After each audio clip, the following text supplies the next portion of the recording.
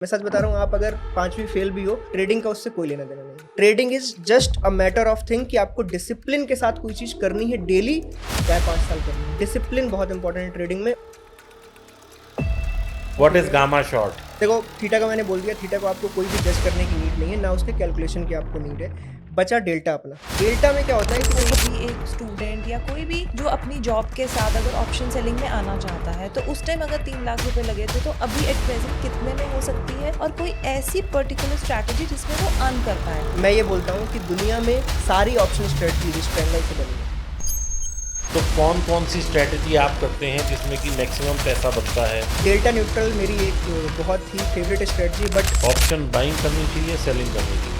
अगर मैंने आपको भी बताया था जोड़ी भाव वाला कॉन्सेप्ट, अगर मुझे जोड़ी भाव में कभी भी दिखता है कि फटाफट से जोड़ी भाव में ज़्यादा चेंजेस आ रहे हैं, तो मुझे कुछ नहीं करना, कॉल और पुट का चार्ट लगाऊंगा मैं और उसमें। द डीप टॉक्स, पैसे बातों की, बातें गहराइयों की, बातें पैसे की गहराइयों की, क्योंकि पैसे की अहमियत को हम समझते हैं। हम समझते हैं पैसा कितना ज़रूरी है लाइफ में। फिर वही बात, पैसा भगवान नहीं, लेकिन पैसे के बगैर कुछ भी संभव नहीं है। तो दोस्तों, इसी श्रृंखला में आगे बढ़ते हुए हम कोशिश करते हैं कि ऐसे गेस्ट को आमंत्रित करें आप लोगों के लिए, जिसने कि एक बहुत छोटे स्केल से काफ़ी आगे बढ़े हों, उनके पास कोई यूनिक आइडिया हो, उन्होंने जिस भी फील्ड में काम किया हो बहुत अच्छा काम किया हो। तो इसी श्रृंखला में आज हमारे बीच में हैं रियांश भाई। इनका पूरा नाम रियांश उपाध्याय है। इन्हें आप द थीटा गेनर्स के नाम से भी जानते हैं। दोस्तों, इनके बारे में मैं कुछ बता देता हूँ आपको। वैसे इनकी तो जुबानी सुनेंगे ही हम। ये एक बहुत अच्छे ट्रेडर हैं, ये इनका पहला जॉब है। उसके बाद ये एक बहुत अच्छे कोच हैं। मेरी अपनी प्रॉफिटेबल जर्नी जहाँ से शुरू हुई उसमें इनका बहुत बड़ा हाथ है, क्योंकि ये बहुत अच्छा सिखाते भी हैं, इनके कोर्सेज भी हैं। और ये एक ऐसे व्यक्तित्व के, इतने सरल व्यक्तित्व के इंसान हैं कि इनसे कोई भी कुछ भी पूछे, ये रात को 2 बजे भी उसका फ़ोन अटेंड करके ना उससे बात कर रहे होते हैं। तो ये इनकी एक बहुत अच्छी बात है। दूसरा, अब ये एक नए वेंचर में आ गए हैं जिसका कि नाम एल्गो रूम है। एक वो एल्गो है, उसमें भी ये बहुत कामयाबी हासिल कर रहे हैं और हमारी गुड विशेस हैं इनके साथ। तो ये एक इनका छोटा सा इंट्रोडक्शन था जो कि काफ़ी लंबा हो गया मुझे लगता है, क्योंकि इनका व्यक्तित्व ही ऐसा है कि मैं इनके बारे में जितना भी बोलूँ वो कम है। तो हम बहुत बहुत स्वागत करते हैं अपने दोस्त रियांश उपाध्याय जी का, जो कि आज ग्वालियर से हमारे इंटरव्यू के लिए खास आए हैं, ताकि आप लोगों को कुछ ऐसी नॉलेज दे सकें, ऐसा कुछ डिलीवर कर सकें जिससे कि आप लोग प्रॉफिटेबल जर्नी को और ज़्यादा प्रॉफिटेबल बना सकें। जो लोग लॉस में हैं वो कुछ सीख सकें और सब लोग मिल के कमा सकें। वेलकम रियांश जी। रियांश जी, सो मच थैंक्स, आज आप हमारे शो में आए और आपने हमारी शो की शोभा बढ़ाई है। मैं जितना आपको जानती हूँ, आपकी मैंने वीडियोस देखी हैं, उसमें मैं ये समझ पाई हूँ कि अगर कोई ऑप्शंस में टॉप पर है, कोई किंग है, तो वो आप हैं। तो आप यहाँ तक की आपकी जो जर्नी है, आपने कहीं से जहाँ से स्टार्ट किया और यहाँ तक आप कैसे पहुँचे, ये आप थोड़ा ब्रीफ में बताइए प्लीज़। पहले तो थैंक यू दीपक भाई और मैम, आप मुझे इनवाइट करने के लिए यहाँ पे। और मैंने एज सच अपनी जर्नी कई जगहों पे शेयर नहीं की है, क्योंकि मैं बहुत ज़्यादा मिलनसार व्यक्ति नहीं हूँ कि इवेंट्स पे जाऊँ इधर उधर। बट शॉर्ट में बताना चाहूँगा कि मैं एक गुड फैमिली से आता हूँ। पहले से मेरी ऐसी दर्दनाक हिस्ट्री नहीं है कि बहुत गरीब था ये बना, but everything is good and fine. मैंने अपने इंजीनियरिंग कॉलेज के टाइम पे मैंने ट्रेडिंग स्टार्ट कर दी थी। और ट्रेडिंग स्टार्ट मैंने भी देखो वैसे की थी जैसे आजकल पूरी पब्लिक कर रही है, लाइक कि यूट्यूब पे देखा थोड़ा बहुत इधर उधर और लगा कि नहीं इसमें तो पैसे हैं। तो मेरा भी जो फर्स्ट एंट्री था वो भी, अगर मैं झूठ ना बोलूँ तो लालच की वजह से ही था। ये एक होता है कॉलेज के टाइम पे अपने पास भी कोई खास पैसे नहीं होते हैं खर्च करने के लिए, तो मैं भी उन्हीं में से था। तो मुझे लगा कि यार इसमें कुछ किया जा सकता है। तो थोड़ा बहुत जब मैंने उस टाइम पे ट्राई किया तो इट वाज सिंपली गैम्बलिंग। अगर देखा जाए उस टाइम पीरियड में, कॉलेज के टाइम पीरियड की अगर मैं बात करूँ। और थोड़ा बहुत दोस्तों से ले लिया, घर पे एज सच डायरेक्टली बोल के पैसे नहीं ले सकते थे आप, बट इधर उधर का बहाना करके पैसे ले लिए। करना अपने को ट्रेडिंग ही है, बट कुछ और बोला कि ये करना है, मे बी फीस देनी है। तो ये सब मैं सच्चाई बता रहा हूँ। तो ऐसे ही स्टार्ट करता है अगर आप बहुत ही लोअर कॉलेज लेवल पे हो। अगर थोड़े बड़े हो गए तो बिजनेस के नाम पे आप पैसे लेने लगते हो। तो बहुत सारी चीज़ें लोग करते हैं, गलतियाँ एंट्री करते टाइम। तो उस टाइम पे जब मैंने एंटर किया तो छोटे मोटे पैसे लाइक 15,000 20,000 रुपये ऐसे गंवाना मैंने शुरू किए थे उस टाइम पे, कॉलेज के टाइम पे। और मैं पढ़ने में एकदम पढ़ाकू बच्चा हूँ। मेरे 12th में भी 92% है और 10th में भी मेरे पास लगभग 94% थे। Very wonderful. मैं कोटा भी गया हूँ आईआईटी के लिए, उसमें भी मेरे पास फुल स्कॉलरशिप होती है ना जिसके पास। तो पीसीएम में मेरे 97% थे, तो मेरे पास स्कॉलरशिप थी करियर पॉइंट की, जो कोटा में एक इंस्टीट्यूट है। तो वहाँ पे भी मैंने पढ़ाई करी है। बट मैं थोड़ा बहुत ही ज़्यादा जल्दी डिसीजन लेने वाला व्यक्ति हूँ। और मुझे वहाँ पे लगा कि यार वहाँ पे बहुत ही स्ट्रेसफुल लाइफ चल रही है। तो मैं वहाँ पे कोप अप नहीं कर पाया। मैं थोड़ा वैसा बंदा था कि फटाक से 2 घंटे में पढ़ा और ये पेपर दिया, थोड़ा उस टाइप का बंदा था। वहाँ पे तो 1 साल तक लोग डेली 8-8 10-10 घंटे पढ़ते हैं। तो वो पर्सनैलिटी मुझे सूट नहीं हुई। तो मैं लगभग 7 महीने में वहाँ से वापस आ गया था। देन आई ज्वाइंड, मतलब मेरे जो सिटी में कॉलेज था बेस्ट, उसी में मैंने ज्वाइन किया। एंड देन उसके बाद मेरी जॉब लग गई थी लाइक इन्फोसिस में, प्लेसमेंट के टाइम पे। ओके। तो घर वाले तो इसी में खुश हो गए थे। वो तो धन्य हो गए थे कि चलो इन्फोसिस में जॉब लग गई, क्योंकि सबका यही है कि बंदा पढ़े लिखे और जॉब पे जाए। जॉब लगने के बाद भी मैं संतुष्ट नहीं था। तो मैं आपने सॉफ्टवेयर इंजीनियरिंग की थी या इलेक्ट्रॉनिक नहीं, इंजीनियरिंग? मैं कंप्यूटर साइंस से, सॉफ्टवेयर इंजीनियर। कंप्यूटर साइंस, हाँ, सॉफ्टवेयर इंजीनियर मैंने थे बीटेक कर रखा है कंप्यूटर साइंस से। आप। ओके। और मैंने इन्फोसिस में ऑलमोस्ट लगभग 2.5 से 3 साल जॉब करी है। और मैंने जस्ट, आप बोलोगे लगभग, जो अपना कोरोना आया था उसके जस्ट 2 महीने पहले मैं लैपटॉप लौटाने गया था इन्फोसिस को। मैंने अच्छा। लैपटॉप लौटा दिया था डायरेक्टली। तो एक तरीके से मैंने 3 साल जॉब करी। उस 3 साल जॉब में भी मैंने अपने मैनेजर के साथ ट्रेडिंग करी, जो मेरा मैनेजर था वहाँ पे। जो मेरे कलीग्स भी थे उनको भी मैंने ट्रेडिंग सिखाई। क्या है ना, वो मेरे खून में था, क्योंकि मेरे पापा भी कुछ टाइम थोड़ा टीचिंग की थी उन्होंने। तो वो मुझे ऐसा लगता है कि पढ़ाना लिखाना मेरे खून में है। तो मैं उसी तरीके से सिखाता हूँ, जैसे मैं अगर 100 लोगों को भी पढ़ा रहा हूँ तो लोगों को लगेगा मैं एक को ही पढ़ा रहा हूँ। मेरा थोड़ा वैसा वो है। और इवन अगर आप मेरे चैनल पे भी देखोगे, थीटा गेम्स के चैनल पे, मैं अगर कोई भी ऑप्शन से रिलेटेड या कोई भी एजुकेशनल कंटेंट बना रहा हूँ तो उसमें बहुत ही फोकस्ड होता है वो, चाहे वो 40 मिनट का हो चाहे जितना भी लंबा हो। मैं हमेशा फुल वीडियो बनाता हूँ जिससे सामने वाला बंदा सीखे। उसके बाद व्यूज आए ना आए वो तो देखो सामने वाले की मर्जी है। तो जर्नी ऐसी रही कि कॉलेज में मैंने थोड़ा बहुत किया, उसके बाद जॉब में 16,000 सैलरी मिलती है। आप अगर बिल्कुल बिगिनर हो इन्फोसिस में और मैसूर में ट्रेनिंग के लिए गए, 16,000 सैलरी मिलती है। मैं बहुत ही घुमक्कड़ आदमी हूँ, तो मैं ऑलमोस्ट 16,000 रुपये मैसूर से बैंगलोर चले गए, मैसूर से मुन्नार घूमने चले गए, केरला चले गए, इन सारे में उड़ा देता था सीधे सीधे। पर वो जो कीड़ा था ना, वो ट्रेडिंग वाला, वो जाता ही नहीं था। तो कुछ ना कुछ इधर उधर से झूठ बोल के पापा से या कहीं ना कहीं से मैं पैसे मंगा लेता था, क्योंकि मेरे को ट्रेडिंग करनी है, मेरे से वो जा नहीं रहा था।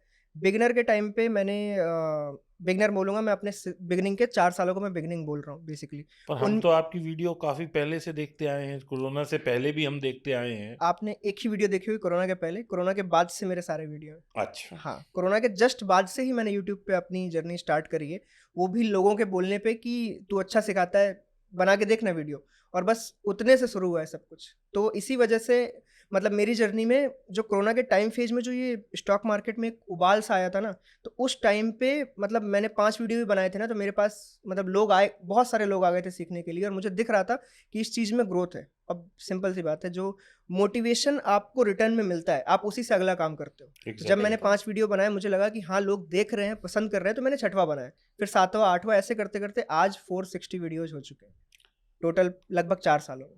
तो रियांश भाई, मैं ये पूछना चाहूँगा, क्योंकि देखिए हमारा जो एम है इस प्रोग्राम का वो ये है कि we have to motivate the youth, okay. या कोई भी आदमी जो लॉस में है, क्योंकि आप भी जानते हैं 90% ट्रेडर लॉस में है, वो सीख नहीं पा रहे। तो क्या इंजीनियरिंग ने कुछ हेल्प करी, या अगर आप इंजीनियर नहीं होते तो भी आप इसी लेवल की ट्रेडिंग कर सकते थे, या ट्रेडिंग को बेहतर बनाने के लिए इंजीनियर होने तक की समझ ज़रूरी है? मैं बोलूँगा कि मेरी लाइफ जर्नी में इंजीनियरिंग ने मुझे बहुत हेल्प करी, क्योंकि इन्फोसिस में आफ्टर 1 ईयर की ट्रेनिंग के बाद मैं एक डेटा साइंटिस्ट के प्रोजेक्ट पे था। और मैंने बहुत ज़्यादा खेला है डेटा के साथ। तो आज मैं ये बोल पा रहा हूँ कि हाँ, मैंने एल्गोरिथम्स जैसा प्लेटफॉर्म बनाया है इस वजह से, क्योंकि मुझे डेटा के साथ खेलना पसंद था। और इवन मैथ्स में मेरे 99 नंबर थे, क्योंकि मुझे वही चीज़ पसंद थी हमेशा से। तो मेरे लिए हेल्प करा। बट अगर आप ये बोलो कि नहीं बीटेक की डिग्री होना ज़रूरी है ट्रेडिंग में सक्सेसफुल होने के लिए, ये बिल्कुल भी जरूरी। मैं सच बता रहा हूँ, आप अगर 5वीं फेल भी हो, ट्रेडिंग का उससे कोई लेना देना नहीं है। Trading is just a matter of thing कि आपको डिसिप्लिन के साथ कोई चीज़ करनी है डेली, चाहे 5 साल करनी हो। डिसिप्लिन बहुत इंपॉर्टेंट है ट्रेडिंग में, उसका कोई पढ़ाई लिखाई से मायने नहीं। बट आपकी जो स्टडीज़ हैं उसने आपको हेल्प किया बेसिकली एल्गो सेट करने में और टेक्नोलॉजी पे बेटर हैंड यूज़ करने जैसे में। मतलब मैं बोलूँ तो I am not a like, मुझे टेक्निकली चीज़ें पसंद आती हैं। मैं अगर कोई चार्ट भी देख रहा हूँ, कोई भी चार्ट हो वो, तो मुझे टेक्निकली समझ आता है। मैं कभी भी उस कंपनी के फाइनेंशियल बैलेंस शीट पे नहीं गया। मुझे अगर टेक्निकली अच्छा लग रहा है तो मैंने शॉर्ट किया, टेक्निकली अच्छा लग रहा है तो मैंने बाई किया। अदरवाइज़ मैं कभी भी फाइनेंशियल फैक्टर्स पे नहीं गया, क्योंकि मुझे वो पसंद ही नहीं था कभी से। तो मैं अपनी सिर्फ़ उन्हीं चीज़ों को यूज़ कर रहा हूँ जो मेरे लिए अवेलेबल थी उस टाइम पे रिसोर्स, और मुझे नंबर्स अच्छे लगते थे तो मैंने नंबर्स का यूज़ किया। तो नंबर्स को एल्गो में लाया, वो भी 4 साल बाद। उसके पहले तक मैंने क्या किया? उसके पहले तक जो बिगिनिंग का 4 साल था उसमें मैंने फ्यूचर्स में ट्रेडिंग, ऑप्शन बाइंग सब कुछ किया। जैसे दीपक भाई ने बोला कि हम यहाँ पे मोटिवेट करते हैं, बट मैं सच में बताऊँ, मैं डीमोटिवेट करके जाऊँगा लॉस मेकिंग के लिए। बंदे को डीमोटिवेट करना पड़ेगा कि लॉस से दूर भागना है आपको। वो रियलिटी चेक तो देना ही रियलिटी चेक पड़ेगा। देना पड़ेगा, अदरवाइज़ पब्लिक जिस बेसिस पे एफएनओ में आ रही है, उस बेसिस से बर्बादी दूर रही है। ग्रीड को तो देखिए कंट्रोल करना ही पड़ेगा, और ये जो इतना लॉस का कारण है जो मैं अंडरस्टैंड कर पाया हूँ, और मैं भी कई जगह मोटिवेशनल स्पीकर की तरह भी जाता हूँ स्टॉक मार्केट से रिलेटेड, या कहीं पॉडकास्ट है, तो मैं भी यही बोलता हूँ कि भाई शांत रह के कम पैसे में काम करो और कम प्रॉफिट कमाने की कोशिश करो। लोगों को चाहिए कि अगर 50,000 का लॉस है तो वो आज ही पूरा होना चाहिए, 5 लाख का लॉस है तो अभी पूरा होगा, और ऐसे में लोग 5 लाख की जगह 25 लाख दे जाते हैं। देखो, अब एक्सपेक्टेशन का प्रॉब्लम है। एक्सपेक्टेशन का प्रॉब्लम भी देखो, लोग कई बार हम जैसे लोगों को ब्लेम करते हैं कि यूट्यूब में लोगों ने आके इतना इन्फ्लुएंस कर दिया है कि लोग एफएनओ में आके अपने पैसे बर्बाद कर रहे हैं। देखो, अल्टीमेटली डिसीजन सामने वाले बंदे का होता है, ठीक है? पर हम एज ए इन्फ्लुएंसर 50 बार आप 100 बार बोल लो, बट इंसान वही करता है जो उसके मन में एक बार बैठ गई ना। अब मन में बैठ गई क्या, मैं देखूँ इंडिया में ना प्रॉब्लम थोड़ी सी ऐसी है कि लोग ना स्टॉक मार्केट को पहली बात तो ये देखते हैं कि हम पार्ट टाइम में कुछ साइड से कमा लें। तो मैं एक जॉब करता हूँ, 9 टू 5 जाता हूँ, मुझे स्टॉक मार्केट के पार्ट टाइम से 15-20 हज़ार रुपये चाहिए। तुमने यार उस जॉब को हासिल करेंगे, मैंने बताया मैंने 4 साल बीटेक की डिग्री करी, तब मुझे 16,000 रुपये नौकरी में मिल रहे हैं। मैं वही 16,000 पार्ट टाइम से भी कमाना चाहता हूँ स्टॉक मार्केट से, वो भी कितने रुपए लगा के, 50,000 रुपए लगा के। ये कैसे इक्वल है? आप इनको कैसे साथ में कैलकुलेट कर सकते हो? बिल्कुल भी नहीं।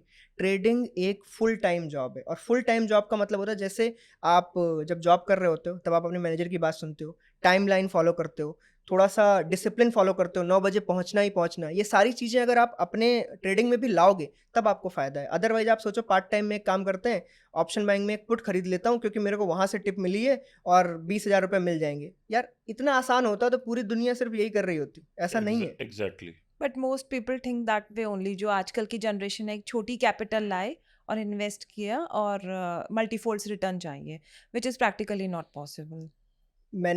मैं अब देखो ऑप्शंस पे आ जाता हूँ क्योंकि ऑब्वियसली मेरा काम ही वही है। काम ही वही। तो मैंने ऑप्शन बाइंग भी करी, ऑप्शन सेलिंग भी करी। दोनों के बीच का डिफरेंस मैं क्लियरली एक्सप्लेन कर सकता हूँ क्योंकि मैंने पैसा खोया है ऑप्शन बाइंग में लगातार। और उस टाइम पे जो मैंने खोया था 9 लाख रुपए, वो अभी के कम से कम 9 करोड़ से कम नहीं है। 2016-17 के 9 लाख रुपए बहुत बड़े होते हैं अभी के टाइम पीरियड में। तो आप समझ लो कि मुझे लगता था मैं चार्टिंग में अच्छा हूँ। मुझे लगता था कि यार ये चार्ट यहाँ से यहाँ इसका प्राइस जाना चाहिए, और मैं हर जगह कहीं भी अगर मैंने बोला है ना तो मैंने हमेशा अल्ट्राटेक सीमेंट का नाम लिया है। वो मेरी लाइफ का वो स्टॉक है जिसमें मैंने बहुत ट्रेडिंग करी है। तो चार्टिंग में मुझे लगता था कि अल्ट्राटेक सीमेंट ऊपर जाएगा, 200 पॉइंट ऊपर जाएगा मंडे को, मान लो फ्राइडे से मंडे को। अब मैंने ऑब्वियसली मेरे पास फंड है 1.5 लाख 2 लाख रुपए, तो मैं क्या करूँगा कि मैंने ना थोड़ा सा 400 point out of the money उस टाइम पे, आप समझ लो ना प्राइसिंग की अगर मैं बात करूँ तो आपको लगभग 2200 रुपए के आसपास का 2200, अल्ट्राटेक मिल 2200, जाएगा। हाँ। तो 400 रुपए ऊपर का कॉल बाई कर लेते हैं। अब वो मैंने क्यों बाई किया, लॉजिक मैंने खुद से भी नहीं पूछा, ना मुझे पता था। मैंने इसलिए बाई किया क्योंकि वो मेरे लाख रुपए की रेंज में हाईएस्ट मेरे पास लॉट्स आने वाले थे, इसलिए बाई किया था मैंने। ये बहुत ही फालतू रीजन था उस टाइम पे क्योंकि मुझे नॉलेज नहीं थी। अब क्या हुआ, 200 पॉइंट ऊपर वो खुला भी, सारा कुछ सही है, मैं अभी भी लॉस में हूँ। क्योंकि वो जो 400 पॉइंट ऊपर का जो कॉल है उसके प्रीमियम बढ़े ही नहीं। प्रीमियम बढ़े ही मुझे नहीं। नहीं पता था कि कोई थीटा थीटा। डिके जैसी कोई बात होती है। इसीलिए इस चैनल का नाम थीटा गेनर्स रखा था मैंने, क्योंकि जब मैं ऑप्शन सेलिंग में आ गया तो मैं थीटा गेन के बारे में ही सोचने लगा कि कहाँ से निकलेगा। क्योंकि उन गलतियों से जो मैंने वो 10-12 बड़ी बड़ी ट्रेड ली ना, जिसमें 35,000 गए मेरे, किसी में 40,000 गए, वो एक्यूमुलेट होकर जब 9 लाख पहुंच गए ना, मैं त्रास गया था।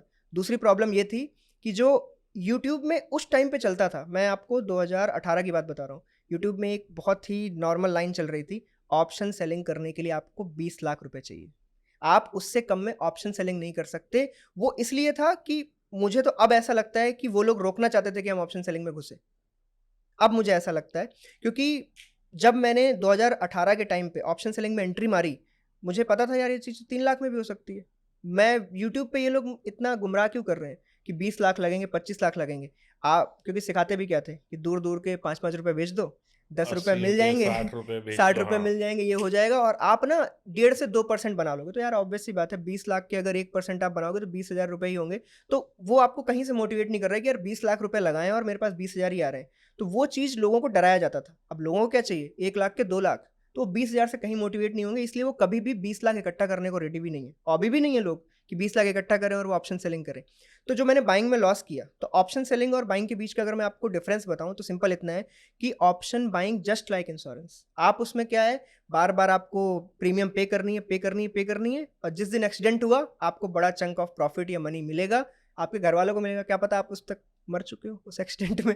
तो पैसे का क्या किया आपने? आप प्रीमियम पे करते गए, तो आप उसको एक तरीके से गैम्बलिंग और लॉटरी में भी ले सकते हो। बट इस वर्ड को थोड़ा-सा करेक्ट करता हूँ मैं, ऑप्शन बाइंग इतनी हार्ड स्किल है, इतनी ज़्यादा हार्ड स्किल है कि अगर कोई, मैं बोलूँगा शायद लाख में कोई एक होगा जो अच्छी स्कैल्पिंग करके या मोमेंटम पकड़ के मोमेंटम ऑप्शन बाइंग पकड़ में के। प्रॉफिट कमा रहा होगा। Very hard. और जहाँ तक ऑप्शन सेलिंग की बात है, ऑप्शन सेलिंग इज़ लाइक कि आपको ना एक आउटसाइडर एज भी है आपके पास। अगर मैं बोलूँ कि एक कोई स्टॉक है, बैंक निफ्टी है जैसे कि, मैंने ना बैंक निफ्टी का कॉल शॉर्ट किया। मैंने कुछ नहीं देखा, मुझे नहीं देखना क्या चल रहा है चार्ट में। मैंने उसका कॉल शॉर्ट मारा है। क्या चांसेस है मेरे जीतने के? मार्केट अगर ऊपर गया मुझे लॉस होगा, पहली चांस। बिल्कुल, मार्केट नीचे गया मुझे प्रॉफिट होगा।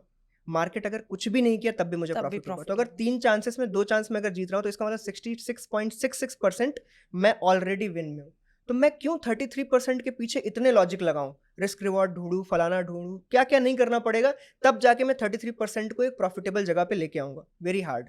और मैं इतनी हार्डनेस नहीं चाहता था अपनी लाइफ में कि यार मैं चीज़ें कर भी रहा हूँ और उसके बाद मुझे ये चीज़ ना मिले, मुझे रिवॉर्ड ना मिले तो कोई सेंस नहीं है। तो थीटा गेनर्स मेनली स्टार्ट क्यों हुआ था कि मुझे 3 लाख रुपए से लोगों को ये सिखाना था कि आप ऑप्शन सेलिंग कर सकते हो।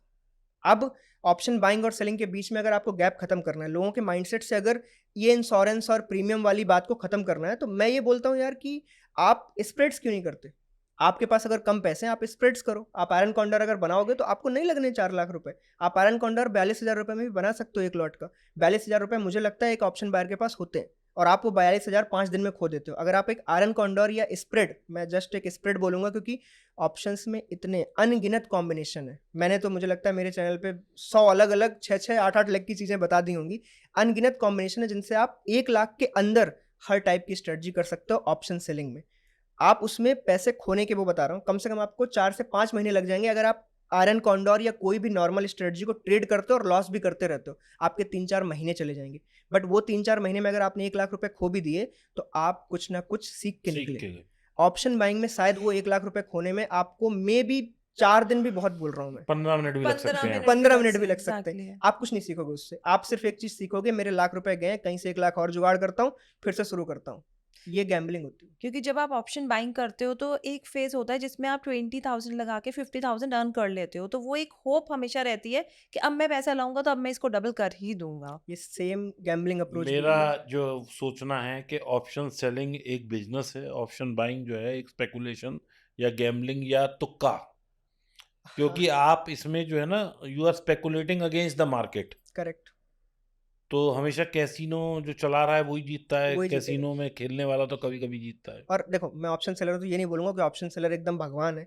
लेकिन बस मैं इतना बोलना चाह रहा हूँ कि ऑप्शन सेलिंग में अगर आप थोड़ा-सा दिमाग लगाओ, थोड़ा-सा और थोड़ा-सा अपने रिस्क रिवॉर्ड और सारी चीज़ों को कंट्रोल में रखो, तो लॉन्ग टर्म में आपके लॉस होने के चांसेस बहुत लो, कि आप लॉस में बने रहोगे। बट अगर आप बाइंग में हो, तो मतलब ना कहते हुए भी 99.9% लोग अपने पैसों को ज़ीरो करके जाएँगे और उसी का डर है, जो अभी सेबी की चेयरमैन है हमारी, ये सब लोग जो एफएनओ के बारे में इतनी बातें कर रहे हैं कि हम इसको स्पेकुलेटिव इनकम में डाल देंगे, ये सब कर देंगे। वो सारी बातें आ क्यों रही हैं? क्योंकि हाउस होल्ड का छोटा-छोटा पैसा मतलब 20,000 30,000 ये जो पैसे हैं ना, ये एफएनओ में जाके ज़ीरो हो रहे हैं।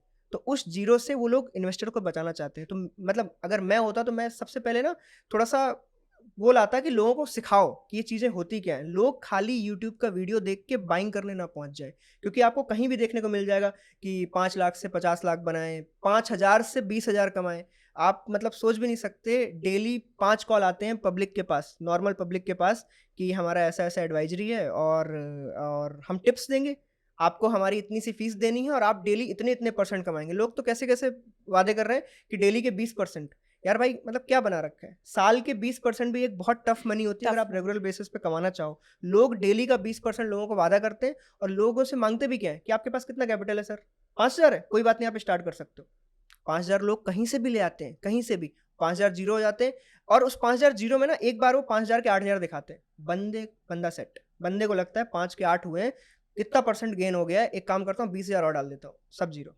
उसने तो अपनी एडवाइज़री फ़ीस ले ली, आपका खेल खत्म हो गया, आपका मार्केट से विश्वास उठ गया, आपको कोई ट्रस्ट नहीं है शेयर मार्केट के ऊपर। आप अब पता नहीं कब आओगे मार्केट में, आपका कैपिटल खत्म, साइकोलॉजी खत्म, आप मेंटली हैरेस हो चुके हो बेसिकली। तो इन चीज़ों से बचने के लिए मुझे ऐसा लगता है कि do something in a longer period. आप अगर लॉन्गर पीरियड में पैसे गँवा भी रहे हो, मेरी तरफ से अगर मैं बोलूँ कि आपने अगर लाख रुपए गँवा दिए 3 महीने में, कोई बुराई नहीं उस चीज़ में। आप कुछ सीख के निकलोगे, अगली बार जब आप 1 लाख रुपए लगाओगे तो क्या हो सकता है आप 6 महीने में गँवाओ। जैसे मैंने 3 साल तक पैसे गँवाए, बट उन 3 सालों में जो सबसे लास्ट साल था 2017, वो मैं ब्रेक इवन पे था। पूरे साल के बाद मुझे कोई अर्निंग नहीं हुई थी, बट मैं इस बात से खुश था कि मुझे कोई लॉस नहीं हो रहा है। और उसके बाद धीरे-धीरे जर्नी स्टार्ट होती है। आप कभी साल का 12% बनाते हो, 15% बनाते हो। मैं कभी नहीं बोल पाया अपने आप को कि मैंने साल के 80% बनाए, क्योंकि ऑप्शन सेलिंग में सच बताऊँ, यू कैन बनते ही नॉट नहीं है। Generate this much of money. Riyansh ji, आपने कहा कि आपने 2 साल लॉस किया एंड थर्ड ईयर आप ब्रेक इवन पर थे। आप 2 साल इतनी पेशेंस कैसे दिखा पाए? क्योंकि मेन प्रॉब्लम सबके साथ ये आती है, अगर आज कोई भी स्टार्ट करता है ऑप्शन सेलिंग, तो ऑप्शन सेलिंग में बहुत स्लो मनी आता है। आपको बहुत पेशेंटली बैठना पड़ता है और लॉस होता है तो भी वो लॉस होता है। तो ये आपके अंदर इतनी पेशेंस कैसे आई कि आपने 2 साल एक ही चीज़ को कंसिस्टेंटली लॉस के साथ दिए? मैं इसमें बिल्कुल झूठी कहानी नहीं बताऊँगा, मैं आपको सच्चाई बता रहा हूँ। आई वॉज़ मतलब मेरा जो घर का साइड है, मतलब जो मेरा बैकअप था ना, वो बहुत अच्छा था। मेरे घरवाले इतने अगेंस्ट द मार्केट नहीं थे और ना ही उन्हें पता नहीं मुझ पे बहुत ट्रस्ट था। उन्हें पता था कि ये कुछ करेगा। बेसिकली हो सकता है मेरी पढ़ाई की वज़ह से, क्योंकि मैं टॉपर था, तो कुछ तो उन्हें ट्रस्ट था कि मुझे कभी भी ना ऐसा टाइम झेलना नहीं पड़ा कि मेरे पास कोई पैसे नहीं है ट्रेडिंग करने के लिए। मेरे पास हमेशा कुछ ना कुछ घर से सपोर्ट था, फंड कहीं न कहीं से मेरे पास मिल जाते थे। तो मैं कभी ना मुझे ऐसा नहीं करना पड़ा कि मैंने बैंक से लोन ले लिया। बैंक से लोन लेने वाली मेरी सिचुएशन नहीं आई या मुझे किसी से ना ये घर गाड़ी बेचनी पड़ी। मैंने आजकल देख रहा हूँ लोग ऐसे-ऐसे मैसेज करते हैं मुझे कि सर मैं ये ट्रेडिंग करना चाहता हूँ, मैं ये वाली अपनी कार बेच दूँ, मैं ट्रेडिंग स्टार्ट कर लूँ। मैं बोलता हूँ भाई यार क्या ये कहाँ काम से नहीं क्या कर रहे करना। हो यार तुम? तो मेरा बैकअप अच्छा था, मैं सच बताऊँ, और मुझे ऐसा लगता है लक और बैकअप थोड़ा-सा, अगर आप इतना स्ट्रॉन्ग नहीं हो तो मार्केट में सिर्फ गँवाने के लिए मत आओ। मैंने ये चीज़ मार्केट में देख ली है कि अगर आपके पास बहुत ही लिमिटेड अमाउंट ऑफ मनी है, लिमिटेड बोले तो लाख रुपए हैं अगर, तो आप मार्केट में मतलब 100% आप मार्केट से आउट जाओगे। मतलब अग बहुत कम चांसेज़ है आपके जीतने के। अगर आपकी एक stable source of running income आ रही है, तो आप इस प्रोफ़ेशन में एंटर कीजिए, नहीं तो नहीं बिल्कुल कीजिए। करेक्ट है। अदरवाइज़ आप इसको झेल नहीं पाएँगे। इट्स लाइक वेरी मतलब बहुत टफ मार्केट है। आपको दिन-ब-दिन कुछ नया, मुझे आज तक मतलब कुछ ना कुछ ऐसा बड़ा लॉस बीच-बीच में होता ही रहता है और फिर मैं खुद ही एनालाइज़ करने लगता हूँ, यार मैंने ये गलती कैसे करी? ऐसा लगता है ना कि यार मैं 8 साल से यही काम कर रहा हूँ, फिर भी मैं ये गलती कर रहा हूँ। तो न्यूकमर तो कर ही सकता है। तो यहाँ पे गलतियाँ कभी खत्म नहीं होती, गलतियाँ चलती रहेंगी। आपको अपना रिस्क रिवॉर्ड अपने फ़ेवर में रखना है, कुछ भी करके। तो रियांश जी, जैसे आपने कहा कि आप इनिशियली जब आपने ऑप्शन सेलिंग में एंटर किया, तो आपने एक 3 लाख की अमाउंट से एंटर किया। और अगर अभी कोई एट प्रेज़ेंट से फॉर एग्ज़ाम्पल कोई भी एक स्टूडेंट या कोई भी जो अपनी जॉब के साथ अगर ऑप्शन सेलिंग में आना चाहता है, तो उस टाइम अगर 3 लाख रुपए लगे थे, तो अभी एट प्रेज़ेंट कितने में हो सकती है? और कोई ऐसी पर्टिकुलर स्ट्रैटेजी जिसमें वो अर्न कर पाए, जिसमें उसका लॉस का घर कम हो बेसिकली? ओके, ठीक है। तो मैं पहले तो ये बता दूँ कि उस टाइम के 3 लाख और अभी के 3 लाख में कोई गैप नहीं है। अभी भी 3 लाख से बंदा ऑप्शन सेलिंग में एंटर कर सकता है। क्यों? पहली बात तो बिगिनिंग के टाइम पे एक प्रॉब्लम थी, ₹4000 पर लॉट आप ट्रेडिंग कर सकते थे। अगर हमें याद हो, अभी कुछ 4 साल पहले की बात है मेरे हिसाब से। और मार्जिन फंडिंग जिसे बोलते हैं। मार्जिन हुँ, फंडिंग बेसिकली उस टाइम पे 20x 25x लीवरेज देना अलाउड था एक्सचेंज की बिल्कुल। तरफ से ब्रोकर्स को, और ब्रोकर्स देते थे। और उस टाइम पे जो ये ब्रोकर्स हैं अपने, उनके पास लाखों में क्लाइंट थे। इस वक्त जब वो रूल आया था कि आपको अब एक्सपोजर मार्जिन भी खुद देना पड़ेगा, उस रूल के बाद से ब्रोकर के 5-5 8-8 लाख क्लाइंट्स गायब हो गए थे, क्योंकि वो ट्रेडिंग ही करने क्यों आए थे? हमें याद होगा कुछ ब्रोकर्स थे जो ₹4000 में ट्रेड कराते थे, वहाँ पे बहुत भीड़ थी। रियाज जी, लेकिन उस केस में मैं तो हमेशा से उसके अगेंस्ट थी। रीज़न ये था कि भई आपके पास लाख रुपए, अगर आपको लीवरेज मिल गई है 5 लाख में काम करने की, तो आप ओवर पोज़ीशनिंग करोगे ही करोगे, तो उसमें आपका लॉस बढ़ेगा ही बढ़ेगा। तो मतलब मेरे हिसाब से तो पूरा पैसा लगा के ही काम करना चाहिए, ये लीवरेज वाला चक्कर ही बुरा है। अभी एक नया स्कीम आ गया है मार्केट में कि जो हम हेजेस बाई करके मार्जिन बेनिफिट ले लेते हैं, उससे भी लोग लॉट बढ़ा रहे हैं। उन्हें ये समझ ही नहीं आया कि वो क्यों आया था। वो सिर्फ मार्जिन बेनिफिट के लिए आया था कि जस्ट आपको जैसे अगर सिंगल बेचोगे तो आपको 1,20,000 रुपए लगेंगे एक लॉट को सेल करने के लिए, कॉल और बिल्कुल। पुट को। अगर आप हेजेस बाई करोगे तो आपको मार्जिन थोड़ा सा बेनिफिट मिलेगा, बट इसलिए नहीं था कि आप 2 लॉट कर दो। अब आप सिंपल सी बात है यार कि आप 10 लाख रुपए से ट्रेडिंग करते हो, मेरा जो डेली का रिस्क है 1% है मान लो, तो मुझे सिंपल है कि मुझे यार 10,000 रुपए खोने हैं। तो अगर मैं इसी को डबल कर दूं तो मेरे तो वैसे ही ट्रेडिंग खराब हो गई, खराब हो गई। 20,000 रुपए जाएंगे, अब 2% जाने लगे। तो लोग इस चीज को ना गलत वे में लेते हैं। देखो लेवरेज एक अच्छा प्रोडक्ट है, बट अगर आपको पता हो कि उसे कैसे यूज करना है, और दूसरी बात 100x कोई अच्छा लेवरेज प्रोडक्ट नहीं है। आप जो गलती एक बार में करने वाले थे वहां पे आपको 100 चांस मिलते। अगर आप 1% खोने वाले थे, आप अपना कैपिटल जीरो करने के लिए आपको 100 चांस मिलेंगे। बट लेवरेज में अगर आपने 25x लेवरेज ले लिया, आप 4 बार में जीरो होने वाले हो।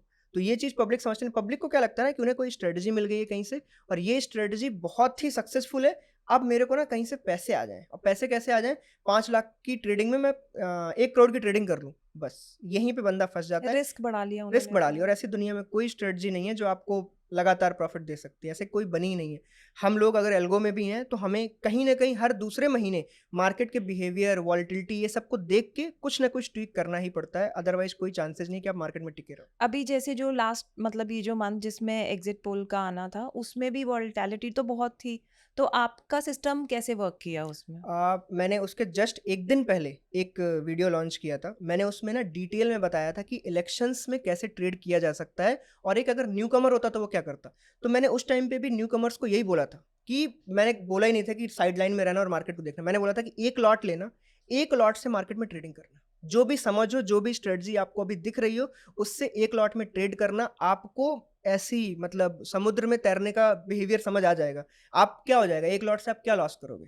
क्या ही हो जाएगा, वैसे ही ऑप्शन बाइंग करके लुटाने ही वाले हो ना। एक लॉट से ट्राई करके देख और लो। सेलिंग में तो आप एक लॉस फिक्स करके ही आप चलते हो। लॉस 1%, सेलिंग में अनलिमिटेड लॉस होता है। ऐसा अगर आप लॉस फिक्स करके नहीं चलोगे तो आप इसमें मतलब कब तक टिक जाओगे? आप फिर बाइंग और सेलिंग के बीच के क्या फर्क रहेगा अगर आपके पास रिस्क को कंट्रोल करने की जगह नहीं होगी? एग्जैक्टली। और आपने एक क्वेश्चन पूछा था कि अगर एक बिगिनर है और उसके पास 3 लाख रुपए हैं तो वो कैसे स्टार्ट कर सकता है। देखो, मैं ये ज्ञान नहीं दूंगा कि दूर दूर से 20-20 रुपए बेच लो और ये कर लो। मैं सिंपल बताऊंगा कि देखो, किसी भी एक चीज को पकड़ो। जैसे कि मैं ये बोलता हूँ कि दुनिया में सारी ऑप्शन स्ट्रेटजी जिस ट्रैंगल से बनी है, ऐसी कोई स्ट्रेटजी नहीं है जो बिना स्ट्रैंगल के चल गई हो। हम कहीं ना कहीं से कोई ना कोई स्ट्रैंगल बना ही देते हैं। स्ट्रेटजी कैसे भी हो, 4 लाख की हो, 6 लाख की, 8, 20 लाख, कितने भी हो, स्ट्रैंगल बन जाता है। तो एक कुछ ऐसा निकालो, जैसे अगर मैं बताना चाहूँ तो आप सिंपल इतना भी कर सकते हो कि हर वीक कुछ ना करते हुए 100-100 रुपए की इधर उधर से उठाओ, दोनों को बेचो, और ट्राई करो कि 40-40 रुपए के हेज बाई कर दो, और इस चीज को लॉन्गर टर्म में करते रहो। कुछ ना करते हुए भी आप 2 से 2.5% महीने के निकाल लोगे। आ ये जाते एक हैं बहुत इसमें। ही यूजुअल है, बट इस चीज को मैंने बोला है ना, इस चीज को प्रैक्टिस नहीं करते बंदे। पब्लिक का प्रॉब्लम ये है कि आज उन्होंने ये बात हमारे बीच अभी सुनी, ये 1 या 2 वीक करेंगे, तीसरे वीक इनको एक तीसरा वीडियो मिल जाएगा जिसमें कुछ और बोल दिया गया होगा, और ये फिर से कुछ नया ट्राई करने लगेंगे। और ये जो हॉपिंग ऑफ स्ट्रेटजीज है, ये ऐसे ही चलता रहता है, चलता रहता है, चलता रहता है, और बंदे को वो कभी सेटल नहीं हो पाता। और विदाउट सेटलमेंट आप कभी भी लंबी दूरी तय नहीं कर सकते, आप बड़ा प्रॉफिट नहीं बना पाओगे, आप हमेशा वहीं रह जाओगे। 3 लाख है ना, उसी 3 लाख को क्या पता घुमाते रहो। तो जो मैंने 1 साल ब्रेक इवन किया है, हो सकता है बंदे के 5 साल चलते रहे ब्रेक इवन, इवन जीरो भी हो जाए, क्योंकि आप अलग अलग स्ट्रेटजी, वो आपकी तो है नहीं ना, आपने बनाई है। मैंने स्ट्रेटजीज खुद बना बना के, फिर बनाने के बाद अगर मुझे पसंद आती थी, उसके बाद मैं बोर्ड पे सिखाता था पेन उससे लिख लिख के। तब जाके मुझे उसकी इतनी प्रैक्टिस हो गई थी कि यार इसमें मुझे पता है गलती क्या है। फिर लोग उसके पीछे क्वेश्चन पूछते थे कि यार सर ये ऐसे कैसे होगा, ये कैसे होगा। उससे भी मैं रिफाइनमेंट ही करता था अपनी स्ट्रेटजी की। तो पढ़ाने से लोगों का ये होता है ना, कईयों को लगता है कि पढ़ा इसलिए रहा है कि इसका कोई लालच होगा, बट उस पढ़ाई से मुझे भी बहुत फायदा हुआ लोगों की क्वेश्चनिंग करने से। अभी आप मुझसे क्वेश्चन पूछ रहे हो तो मुझे एक रिफाइनमेंट मिलता है जो मैं बोल पा रहा हूँ इतने कॉन्फिडेंस में, इसलिए क्योंकि मुझे पता है कि आप कोई भी क्वेश्चन पूछोगे ऑप्शन का, मैं जवाब दे सकता हूँ, क्योंकि मैंने इतनी प्रैक्टिस की है उस चीज़ की कि कुछ भी अभी तक छूटा नहीं है। बट ऑब्वियसली लर्निंग चलती रहेगी, जो जो पता लग रहा है हम बताते जा रहे हैं, लोग भी उससे सीखते हैं।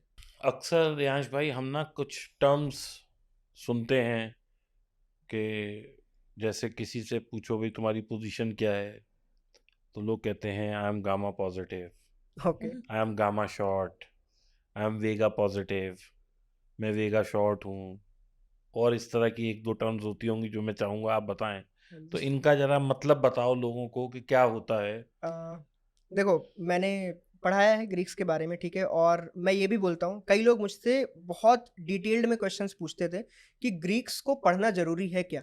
तो मेरा एक ही आंसर हो रहा था, ग्रीक्स पता होनी चाहिए, पर ग्रीक्स आपका मोटिव या बेस ऑफ ट्रेड नहीं होना चाहिए।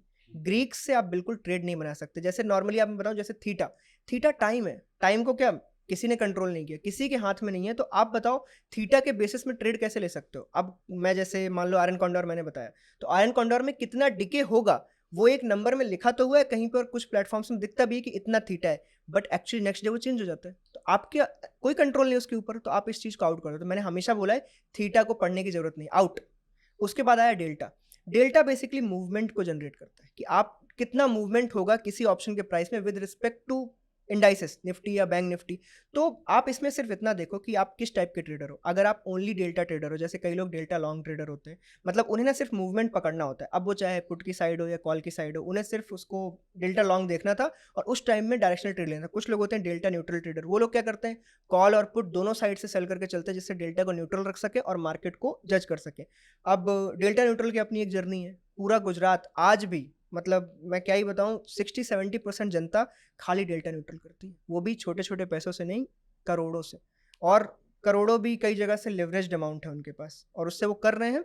और कमाने के लिए क्या जाते हैं वो, 1 से 1.5%, 2% मिल जाए वो खुश है, बस यही उनकी अच्छी बात है कि 2% मिल जाए खुश है। तो कई लोग मुझसे पूछते थे कि डेल्टा न्यूट्रल में हमें ऐसा लॉस हो रहा है, बड़े लॉस हो सकते हैं। मैं हमेशा एक ही चीज़ बोलता था कि तुम्हारे पास मान लो 10 लाख रुपए हैं और आपको एक ट्रेड लेनी है, तो आपने एक कॉल शॉर्ट किया और एक पुट शॉर्ट किया। आपने अगर फुल क्वांटिटी से वो ट्रेड ले ली है और आप डेल्टा न्यूट्रल हो, तो जिस दिन आपको लॉस होगा आप सीधे 4 महीने पीछे जाओगे। आप उसके बाद आपको 4 महीने मतलब 8 महीने लगने वाले हैं वापस से सेम जगह पे आने के लिए।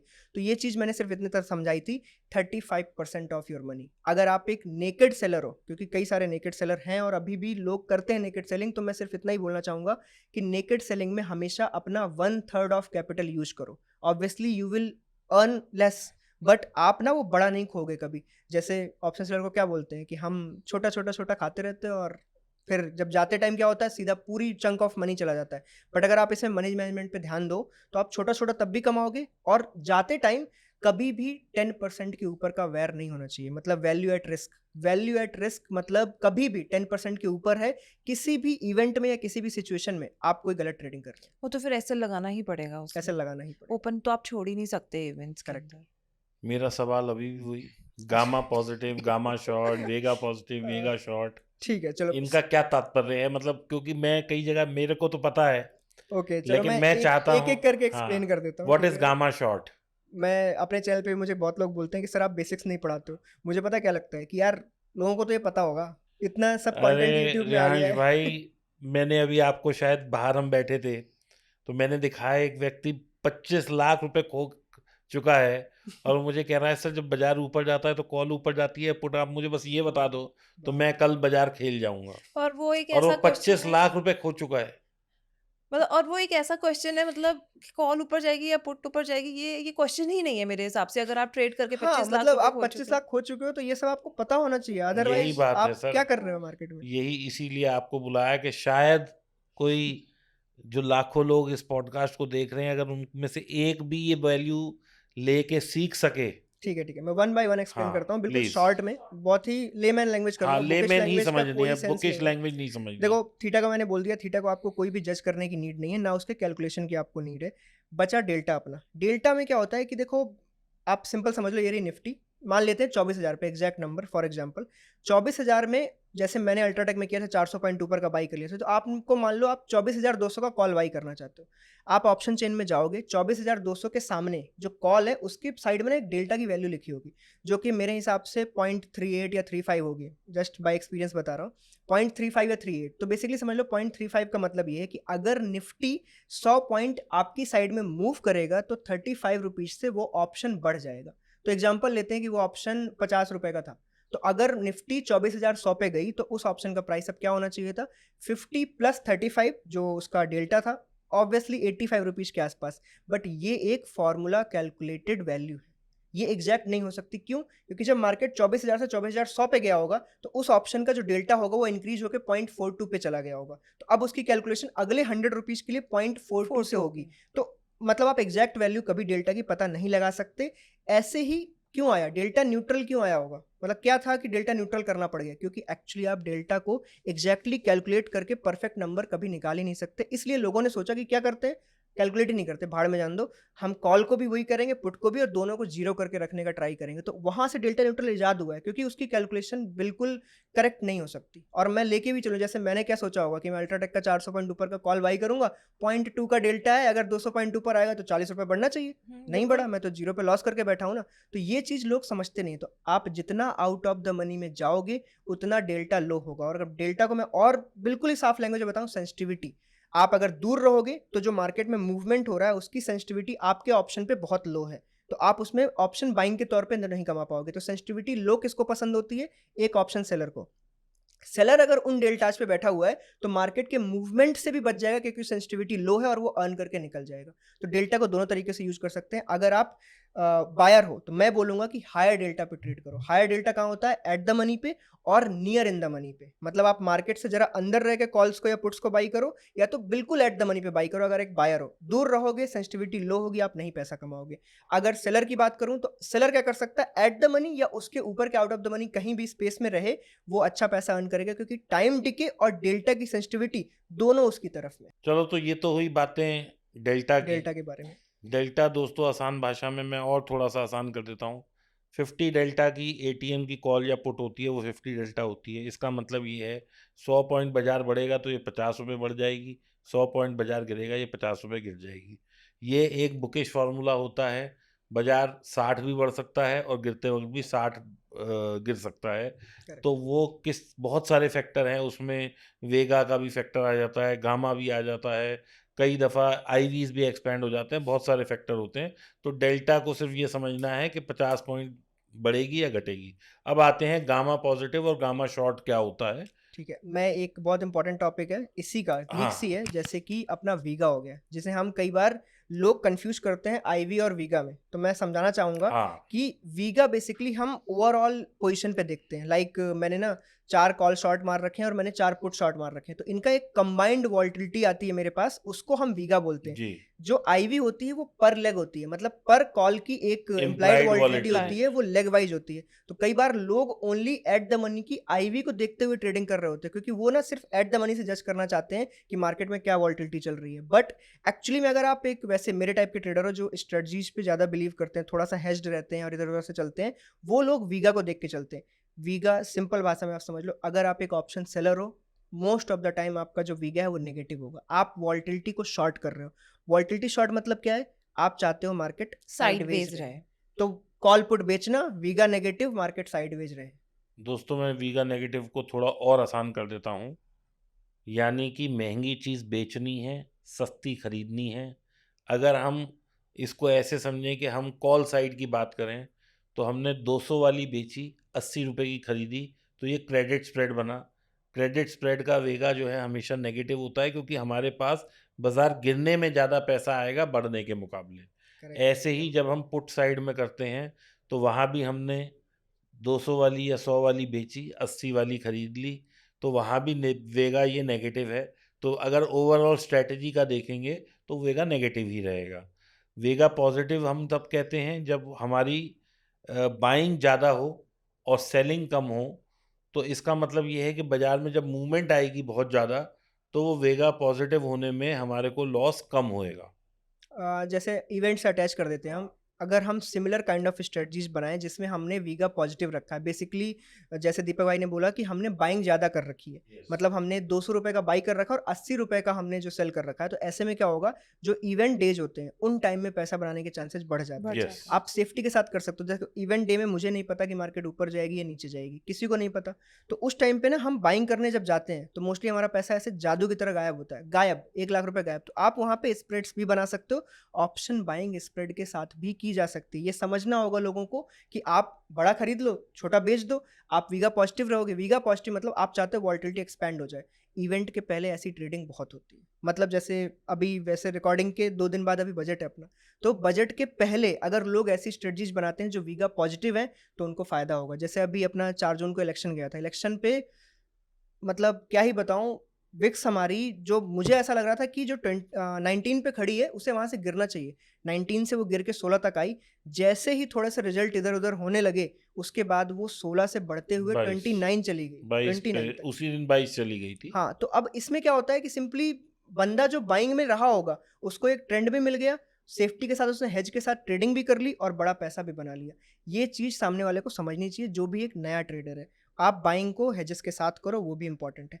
जहाँ तक सेलिंग की बात है, जैसे आपने बोला कि 200 रुपए का बेचो और 80 का खरीदो, ये एक वीगा नेगेटिव है। आप वीगा नेगेटिव को नॉर्मली इस तरीके से भी जोड़ सकते हो कि अगर वीगा नेगेटिव है आपको इवेंट्स के बाद करनी चाहिए। अगर कोई भी अंदेशा है, मान लो आप स्टॉक में ऑप्शन सेलिंग कर रहे हो, तो अगर आपको अंदेशा है इसका रिजल्ट 5 दिन बाद आने वाला है तो वीगा नेगेटिव ट्रेड से थोड़ा दूर रहें।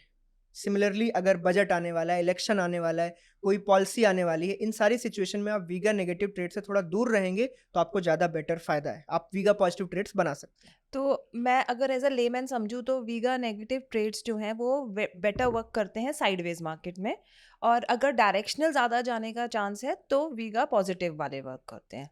Simple attach. सिंपल है ना? वीगा नेगेटिव मींस आप ऑप्शन सेलिंग के जैसे 66% थे ना, वीगा नेगेटिव मतलब अगर मार्केट साइडवेज रही और आपकी डायरेक्शन में रही, जैसे सर ने बोला कि अगर कॉल साइड का स्प्रेड है, आपने कॉल का 200 का बेचा और 80 का बाई किया है, तो मार्केट अगर गिरेगी तो आप डायरेक्शन में भी कमाओगे। तो वीगा नेगेटिव मतलब ऑप्शन सेलिंग के 66%, वीगा पॉजिटिव मतलब ऑप्शन बाइंग के 33%। क्लियर? चलो, अब गामा शॉर्ट क्या होता है, गामा लॉन्ग क्या होता है? ठीक है। देखो, गामा सिर्फ गामा को समझते हैं, गामा शॉर्ट और गामा लॉन्ग वो उसी में अटैच हो जाएगा। गामा बेसिकली एक कैटलिस्ट है। कैटलिस्ट भी वो तब हावी हो सकता है जब मार्केट में टाइम ना बचा हो। तो अगर अभी तो देखो डेली एक्सपायरीज आ गई हैं, बट मैं एक वीकली एक्सपायरी पकड़ता हूँ एग्जांपल के लिए कि बैंक निफ्टी में आप ट्रेडिंग करते हो। बैंक निफ्टी में ट्रेडिंग करते वक्त आपको ना एक कॉल को लॉन्ग करना है, ठीक है, या तो कॉल को शॉर्ट करना है। तो शॉर्टिंग पे आ जाते हैं, मैं एक ऑप्शन सेलर हूँ, 52,000 पे बैंक निफ्टी चल रही है, मुझे 52,000 का कॉल शॉर्ट करना है और हम एक्सपायरी डे के दोपहर में 2 बजे खड़े हुए हैं। सिंपल सी बात है कि उसकी बहुत कम प्रीमियम होगी। बहुत कम प्रीमियम बोले तो कि उसमें थीटा की वैल्यू, टाइम की वैल्यू बची नहीं, क्योंकि एक्सपायरी जस्ट 1 घंटे बाद है। तो जब टाइम की वैल्यू नहीं बचती तो सिर्फ क्या बचा? डेल्टा। तो जो इंट्रिंसिक वैल्यू है ना, मार्केट उसमें जब मूव करना स्टार्ट करती है, मान लो 52,100 पे गई, तो वो जो एट द मनी का कॉल था वो डबल स्पीड से भागेगा, जो कि वो 5 दिन पहले नहीं करता। अब इस जगह पे काम आता है गामा। गामा डेल्टा का कैटलिस्ट है। हम क्या बोलते हैं कि डेल्टा की कैलकुलेशन क्या है कि ऑप्शन के जो प्रीमियम में जो मूवमेंट आएगा वो इंडाइसिस के परसेंटेज पे डिपेंड करता है। सिमिलरली डेल्टा में क्या मूवमेंट आना चाहिए वो गामा का परसेंटेज डिसाइड करता है। और गामा की वैल्यू का जो कर्व है वो ऐसे बढ़ता है यूं, टाइम वाइज, कि मतलब अगर हम एक्सपायरी के 5 दिन पहले हैं तो गामा की वैल्यू बहुत आपको दिखेगी 0.0002।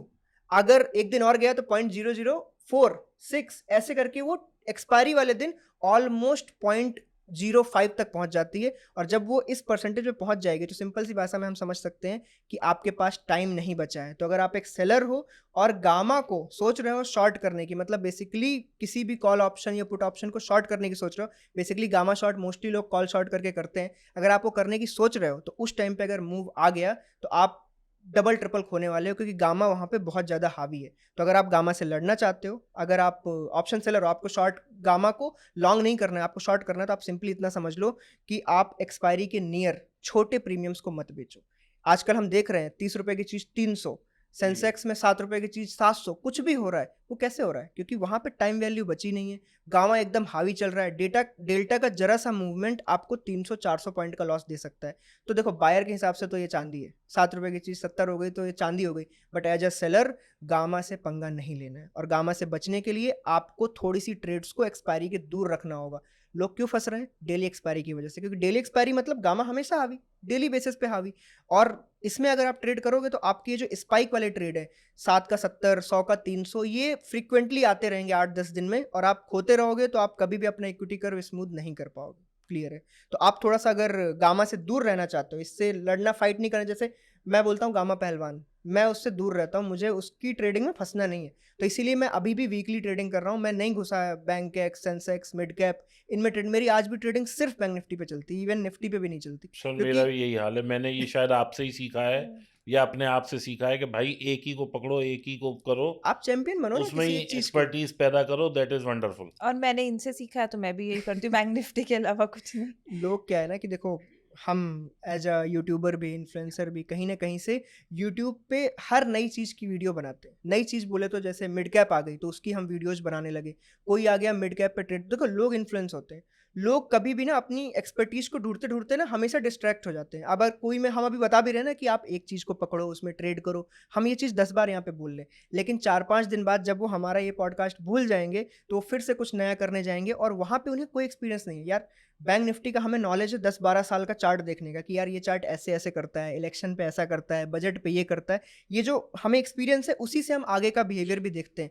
जो चीज़ आई 2 महीने पहले है, जिसका चार्ट ही आपको नहीं पता, जिसके ऑप्शंस का बिहेवियर क्या होगा आपको नहीं पता, आप उसमें ट्रेड करने घुस गए हो और आप फिर बोलते हो अरे इसमें तो लिक्विडिटी नहीं, इसमें स्पाइक आ रही। अरे कहाँ से होगी लिक्विडिटी? जो चीज़ अभी लॉन्च ही हुई है, कहाँ से लिक्विडिटी आएगी? तो ये चीज़ पब्लिक को खुद से समझनी चाहिए।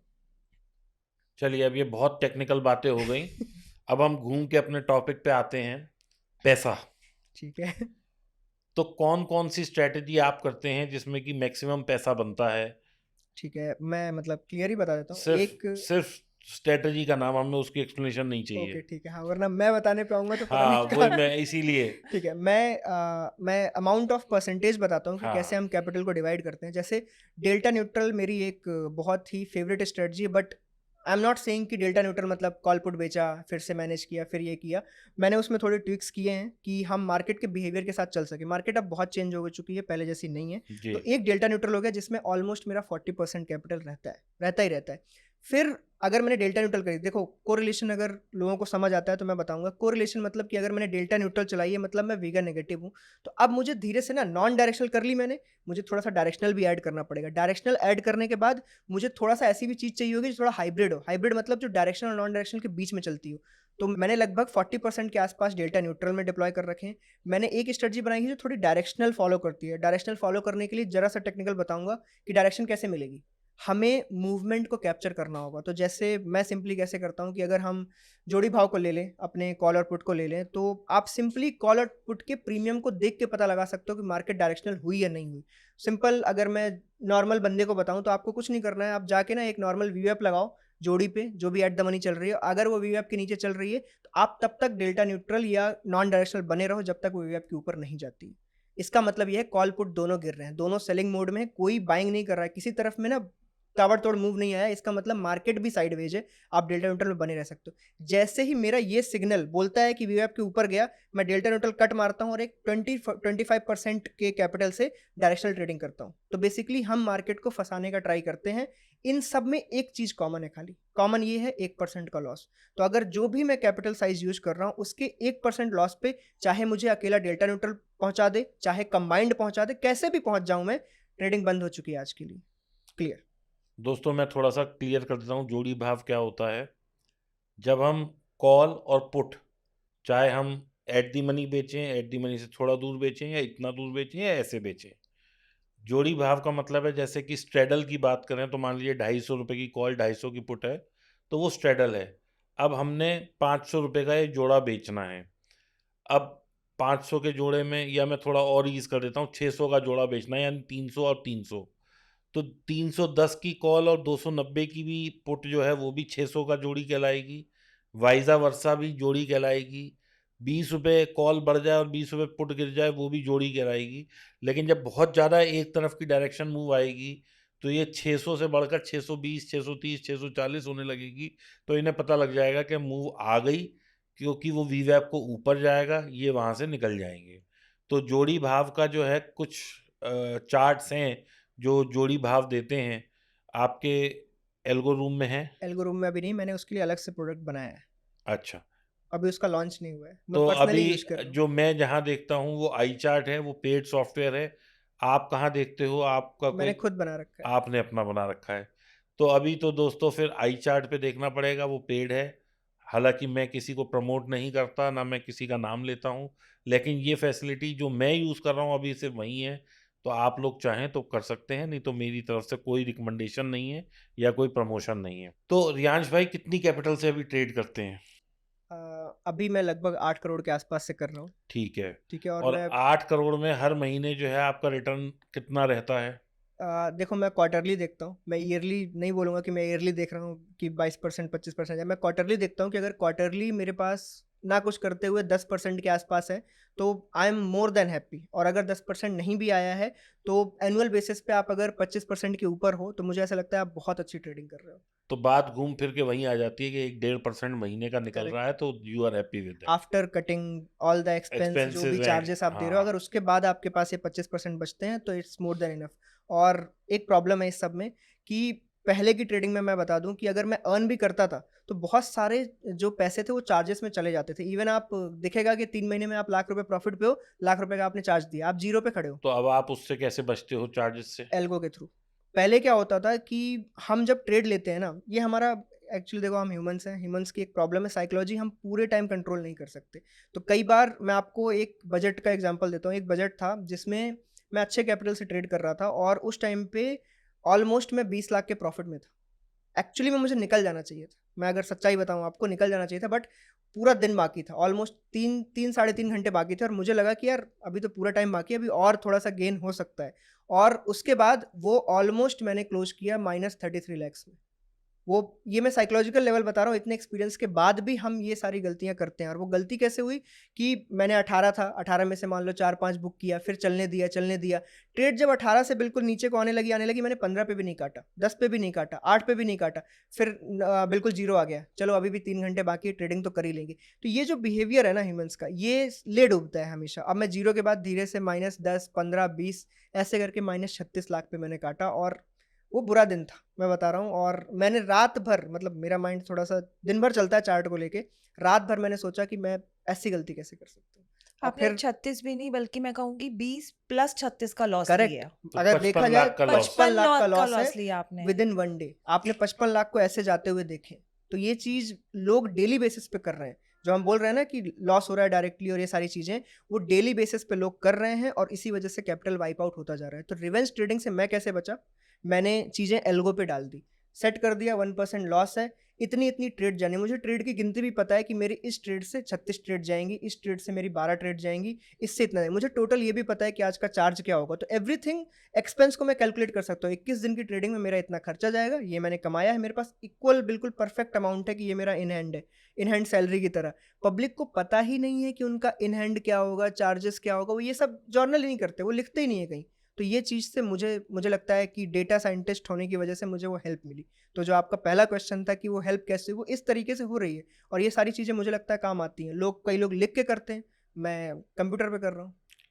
तो रियांश, अब एक और सवाल कि आपने ट्रेडिंग जो 2020 में मान लो कि आप प्रॉफिटेबल हुए, जो आपने बताया, या उससे पहले भी प्रॉफिटेबल थे? मैं 2019 से प्रॉफिटेबल अच्छा, था। 2019। तो 2019 जहाँ से आपका एक समझो आप प्रॉफिटेबल हुए, तो उस वक्त इनिशियल कैपिटल क्या थी आपके पास? लगभग मेरे पास 18 लाख रुपए के तो आसपास ये थी। 18 लाख से 8 करोड़ की जर्नी यहीं से आई है, या इसमें कुछ बाहर से ऐड हुआ है? नहीं, मैं आपको बताता हूँ, इसमें मैं वही, लोग सोचते हैं कि ऐसा कैसे हुआ? देखो, 18 लाख से जब 2 करोड़ तक की जर्नी थी, वो मैंने करी है। उसके बाद से तो आफ्टर 2 सीआर मैंने थोड़ा-सा लेवरेज ट्रेडिंग भी की, क्योंकि मुझे अपनी प्रोसेस पे भरोसा था कि हाँ, मैं इस प्रोसेस से एक रेगुलर अमाउंट ऑफ मनी कमा रहा हूँ।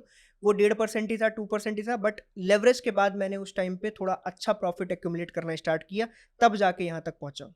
बट और है ये पूरी इनकम आपकी, जो 8 टो करोड़ जो आप कर टोटल रहे हैं, इनकम है 8 वो सीआर। ट्रेडिंग की ही है? करेक्ट। एक टाइम पे तो मतलब मुझे ऐसा था कि मैंने 3 लाख से लोगों को ट्रेडिंग दिखाई। मैंने एक्चुअली यूट्यूब पे मैं थोड़े ट्रेडिंग चैलेंजेस भी लिया करता था डायरेक्टली, कि ट्रेड करके देखते हैं। तो मैंने 10 लाख से भी दिखाया, 50 लाख से भी दिखाया। इवन एक टाइम पे मैं थोड़ा जो 10 सीआर की ट्रेडिंग थी वो भी मैंने दिखाई। बट मैंने उन वीडियोज़ के बाद देखा कि पब्लिक ना बहुत ज़्यादा इन्फ्लुएंस होने लगी। मतलब जब वो देखने लगी ना कि ये 5 लाख कभी भी प्लस आ रहा है, कभी भी 2 लाख माइनस आ रहा है, 8 लाख माइनस आ रहा है, प्लस आ रहा है, पब्लिक उससे बहुत ज़्यादा इन्फ्लुएंस होती है। तो उस चीज़ को मैंने कट ऑफ करके उन वीडियोज़ को, अभी भी यूट्यूब पे हैं वो वीडियोज़। उसके बाद मैं फिर से एक नॉर्मल उस कैपिटल पे आ गया, जिससे लोग मुझे रिलेटेबल समझ सकें या रिलेटेबल देख सकें। तो अभी भी मैं ऑलमोस्ट रेगुलर बेसिस पे और एक 50 लाख कैपिटल के आसपास से लोगों को डेली बेसिस पे दिखाता हूँ कि क्या किया जा सकता है, कैसे आप सेफ रह सकते हो। आप 1% कैपिटल को ध्यान में रखते हुए, एसएल को ध्यान में रखते हुए ट्रेडिंग कैसे डेली बेसिस पे कर सकते हो, ये आज भी मैं दिखाने की कोशिश करता हूँ।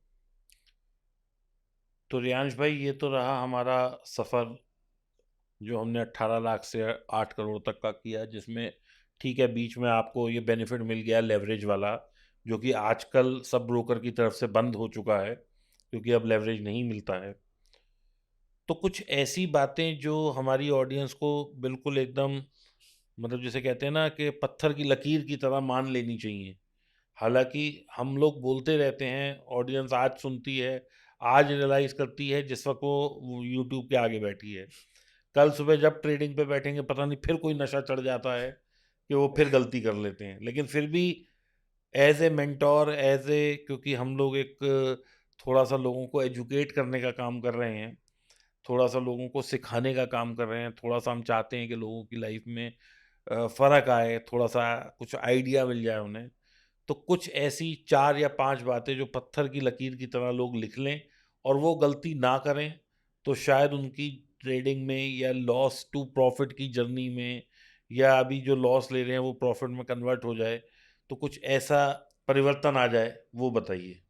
मैं 5 सालों से ये चीज़ ट्राई कर रहा हूँ, फिर से एक बार करता हूँ, हाँ, ठीक है? क्योंकि मैंने बहुत बोला है लोगों को कि ये चीज़ नहीं ऐसे करो, बट आप जो बोल रहे हो वो सच्चाई है कि 4-5 दिन बाद, जिस दिन ये वीडियो थोड़ा-सा लगेगा लोगों को देख ही लिया है, उसके बाद वो फिर कुछ दूसरा करेंगे। तो मैं सिंपल यही बोलूँगा कि मैंने डेल्टा न्यूट्रल को अपनी एक लाइफ़ बना लिया था और अभी भी वैसे ही चल रही है, मैंने उसे छोड़ा नहीं। हाँ, उसका जब लॉस होता है तो उसको मैं कैसे और कम कर सकूँ उसके लिए कुछ दूसरा सोचा। बट मैं यही बोलूँगा कि किसी एक स्ट्रैटेजी को पकड़ो। वो मैं बोलूँगा आप एक काम करो, आपको ना स्टडल भी बेचना है, जो भी है किसी एक चीज़ को पकड़ो। दूसरा जो रूल है वो है 1% SL, 1% SL not leveraged, cash on 1%। मतलब आपके पास अगर 1 लाख है तो आपको ₹1000 ही खोने हैं। अब आप वो बाइंग से खो रहे हो, सेलिंग से खो रहे हो, नो मैटर। एक चीज़ मैं यहाँ और पूछना चाहूँगा इसका क्या मतलब है? जैसे आज मैं कोई आयरन कॉन्डोर बनाता हूँ, सुबह 10 बजे मैं आया, मैंने एक आयरन कॉन्डोर बना दिया बैंक निफ्टी में, तो उसमें तो 40,000 ही लगे। तो अब मैं 1% 40,000 का गिनूँगा या मेरा कैपिटल पोर्टफोलियो 1 करोड़ का है, मैं उसका 1% गिनूँगा, आपको कैपिटल के साथ चलना है। जो यूज़्ड कैपिटल है, आप यूज़्ड नहीं, टोटल कैपिटल जो तो आपके वो तो पास है। 1 करोड़ है। आप तो देखो मैं आपको इतना बात समझा दूँ क्या होता है, आपके पास 1 करोड़ है, तो आपको पहले एबिलिटी ऑफ जज करनी होगी इनसाइडर से कि मैं कितना लॉस झेल सकता हूँ। तो मुझे ऐसा लगता है कि अगर 1 करोड़ का 1% मतलब 1 लाख रुपीज़ में लॉस झेल सकता हूँ, तो मैं उसी के अराउंड सारी स्ट्रेटजी बनाऊँगा। चाहे मैं 1 बनाऊँ, चाहे 5 बनाऊँ, टोटल का क्युमुलेटिव लॉस 1 लाख क्रॉस नहीं करना चाहिए। मैं 2-3 सॉफ्टवेयर के नाम बताता हूँ जिसमें ये फ्रीली अवेलेबल है, सेंसिबल है, ऑप्स्ट्रा है, इनका एल्गो रूम है। आप जाइए उसमें ये फ्रीली अवेलेबल है, ना मैंने इनसे पैसे लिए हैं, ना उनसे किसी की प्रमोशन नहीं है। सिर्फ़ आप लोग कहाँ ये स्ट्रैटेजी डाल के देख सकते हैं कि मेरा मैक्सिमम लॉस क्या हो रहा है। अगर 1 लाख है 1 करोड़ की कैपिटल पे तो बिंदास से मौज लीजिए, सो जाइए और यदि वो 1 लाख से ज़्यादा है यानी 1% से ज़्यादा है, तो there is some requirement of management वो आप चाहे पोज़ीशन साइज़ कम करके कर सकते हैं या आप हेज को पास लाके कर सकते हैं। जैसे भी करें 1 लाख से कम लॉस में 1 करोड़ की कैपिटल पे काम करना है और अगर आप ऐसा करेंगे तो 1:2 के रेशियो पे आप वैसे ही आ जाएँगे क्योंकि आप लॉस 1% ले रहे हैं और प्रॉफ़िट 2% 1.5%, 2.5% जो भी आएगा। तो इस रेशियो में आप हमेशा कामयाबी की तरफ बढ़ते रहेंगे। तो रियांश भाई देखिए बहुत सारे लोग लॉस में हैं, ये तो हम और आप सभी जानते हैं क्योंकि 90% लोग लॉस में हैं, ये हमें सेबी और एनएससी दोनों टाइम टाइम पर बताते रहते हैं। और अब तो आप ज़ीरोधा का काउंट करें तो उसमें भी आता है लिखा हुआ कि भैया सब जगह रूल है 10 वो। में से 9 लोग लॉस में ही हैं और आजकल सारे ब्रोकर ये बता रहे हैं। लोगों को करना भी है, पैसे भी कम हैं। तो कोई ऐसा मतलब अगर किसी के पास 40-50 हज़ार है, लाख रुपए है, आप पहले तो सबसे ये बताओ कि what is the smallest adequate capital for trading? अभी हम ये बात नहीं कर रहे कि वो बायर है या सेलर है। कम से कम कितनी कैपिटल हो तो लोगों को ट्रेडिंग करनी चाहिए? अगर उससे कम है तो बिल्कुल ना करें। देखो मेरे हिसाब से मैं हमेशा टेक्निकली बात करता हूँ, तो हाँ, टेक्निकली अगर मैं सिंगल लॉट पे भी जाऊँ, तो आप अगर एक कॉल साइड में नॉर्मल लेवल पे बाइंग या सेलिंग कुछ भी करना चाहते हो, तो मुझे हिसाब से आपके पास 2 लाख रुपए होने चाहिए। एक सेट ऑफ एक सेट ऑफ आप बाइंग करो, सेलिंग करो, जो मर्ज़ी। अब 2 जे लाख अगर बाइंग करनी है, तो आपको 10-12 हज़ार रुपए ही लगेंगे, बट मैं आपको बता दूँ, बाइंग का ड्रॉडाउन कितना होता है? 200%, यस, 150%, तो 10 के आपके 30 जाने हैं। तो आप ये लेके चलो साथ में हमेशा। मतलब मैं भी अगर कोई स्ट्रेटजी चलाता हूँ, कुछ भी करता हूँ, तो जो मेरा ड्रॉडाउन है, उसको भी ऐड कर लेता हूँ, जो मेरा कैपिटल लगना है, उसको भी ऐड कर लेता हूँ। इन सबको ऐड करके जो अमाउंट मेरे पास आता है, उसी को मैं एक परफेक्ट कैपिटल मानता हूँ। तो अगर एक बिगिनर भी हो आप और आप बाइंग करना चाहते हो, मान लो आपकी ट्रेड 20,000 रुपए की है, 10,000 रुपए की भी है, तो आप कम से कम 1.5 से 2 लाख रुपए रखो, तभी आप ये सारे करो, अदरवाइज मत आओ। मतलब आपका कहने का ये है कि अगर कोई आयरन कॉन्डोर बनाता है जिसमें कि 40-42 हज़ार में बन जाता है, लेकिन उसके पास भी 2 लाख रुपए हों तो वो 1 लॉट करे। ये नहीं करे कि अगर 2 लाख है तो 5 लॉट बना के क्योंकि बैठ जाए। मैं ये बोलना ही नहीं चाहता ना उसको कि तू आ आयरन कॉन्डोर कर और उसके बाद प्रॉफिटेबल बन जा। ऐसा नहीं होता है। आप बिगिनिंग में आओगे, थोड़े बहुत लॉस करोगे, ड्रॉ डाउन देखोगे, सारी चीज़ें होती हैं, उन सबको एक साथ मिला लो, तब करो। अदरवाइज़ क्या होगा ना, अगर आप परफेक्ट कैपिटल से आओगे, मान लो 42,000 में हो जाना है, आप 50,000 रुपए लेके आए हो और उससे आपने धीरे-धीरे 3 बार लॉस कर लिया। अब आपके पास 42,000 भी नहीं है, आपके पास 35 बचे हैं, आप फिर से कहीं से कैपिटल का जुगाड़ करोगे, फिर लाओगे। ये प्रोसेस में आप कभी मेन चीज़ जो ट्रेडिंग थी उस पे फोकस ही नहीं कर पाओगे। आपका फोकस ही कहाँ है, 10,000 कहाँ से इकट्ठा करूँ, 20,000 कहाँ से इकट्ठा करूँ। एक बार एक अमाउंट लेके आओ और फिर ट्रेडिंग करो और एक प्रोसेस को फॉलो करो 6 महीने, 8 महीने, तब जाके आप ट्रेडर बनोगे। कोई ऐसी दुनिया में टिप नहीं बनी, आप कितने भी ये ले लो, फ़ोन कॉल आ गया कि अरे सर हम ना टिप देते हैं आपको और आप सिर्फ़ हमें ₹400 पे करो महीने के। उनके लिए 400 वाले लाख लोग और बैठे हैं जिन्होंने उन्हें फ़ोन करके उन्होंने ₹400 कमा लिए। आपके लिए कोई नहीं बैठा। आप 400 देने के बाद एक 3,000 की ट्रेड लोगे, उसमें पहली बार में आपने 3,000 के मान लो 5,000 कर भी लिए। 5,000 के बाद आपको अगला लॉस जो होगा ना, सीधे 5,000 ज़ीरो। आपके ₹400 गए और ₹5,000 गए, आपके ₹5400 जा चुके हैं। उनको कोई फ़र्क नहीं पड़ा। तो आप ऐसे 5-5 हज़ार रुपए कब तक लाते रहोगे और साइकोलॉजी कब तक हिलाओगे अपनी? आप ट्रेडर कभी नहीं बन सकते। तो आप एक कैपिटल रखो और मेरे हिसाब से वो कैपिटल 1.5 लाख रुपए लीस्ट अमाउंट होना चाहिए, आप तब मार्केट में उतरो। ऑप्शन बाइंग करनी चाहिए, सेलिंग करनी चाहिए। अगर मैं बोलूँ कि मैं बिल्कुल बाइंग नहीं करता, तो ये एक झूठी बात होगी, ठीक है? बाइंग मैं करता हूँ बट ऐज़ पर हेजिंग द के लिए। हेजिंग के लिए भी और कई बार ट्रेड्स में, मोमेंटम ट्रेड्स के लिए।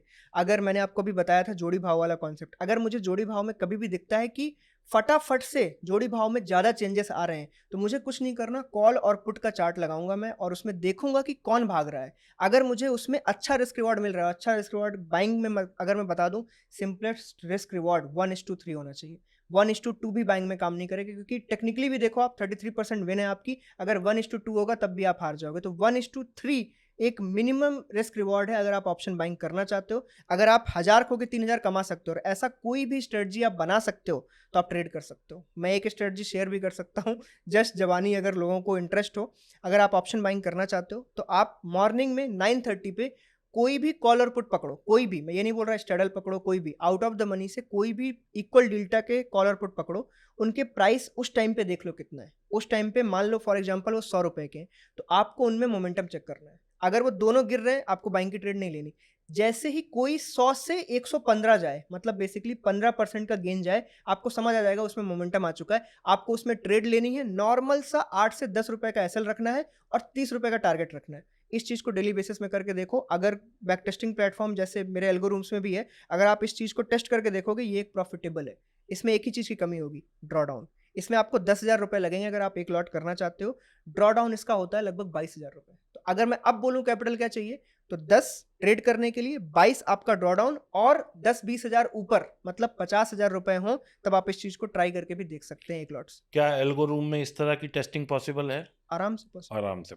रियांश जी, जैसे आप तो एक बहुत एक्सपर्ट ट्रेडर हैं, तो आपको न्यूज़ से और इन सब बातों से फ़र्क नहीं पड़ता है। आपके एक अपने सेट ऑफ रूल्स हैं, जिन्हें आप फ़ॉलो करते हैं और आप अपनी स्ट्रैटेजी या अपनी आप ट्रेडिंग पैटर्न डिसाइड करते हैं।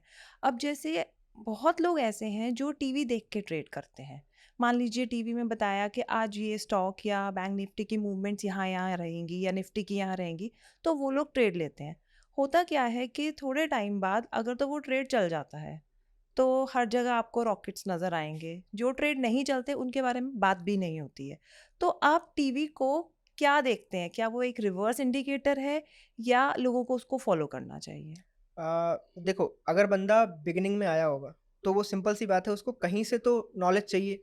तो उन्हें लगता है कि यार इस टीवी में इन चीज़ों के बारे में बात हो, जैसे हम देखो स्टॉक मार्केट के हैं, तो हमें अगर मूवी भी दिख जाती है ना कोई कि स्टॉक मार्केट की मूवी है, तो हम वो मूवी देखते हैं, क्योंकि हमें ना उस चीज़ का लालच है। हमें लगता है कि यही अच्छी चीज़ होगी। मैं भी ढूँढता रहता हूँ, अभी नई वो डर्टी मनी आई थी 2-3 महीने हुँ। पहले, वो लोग देख रहे हैं क्योंकि हमें उसकी वो है।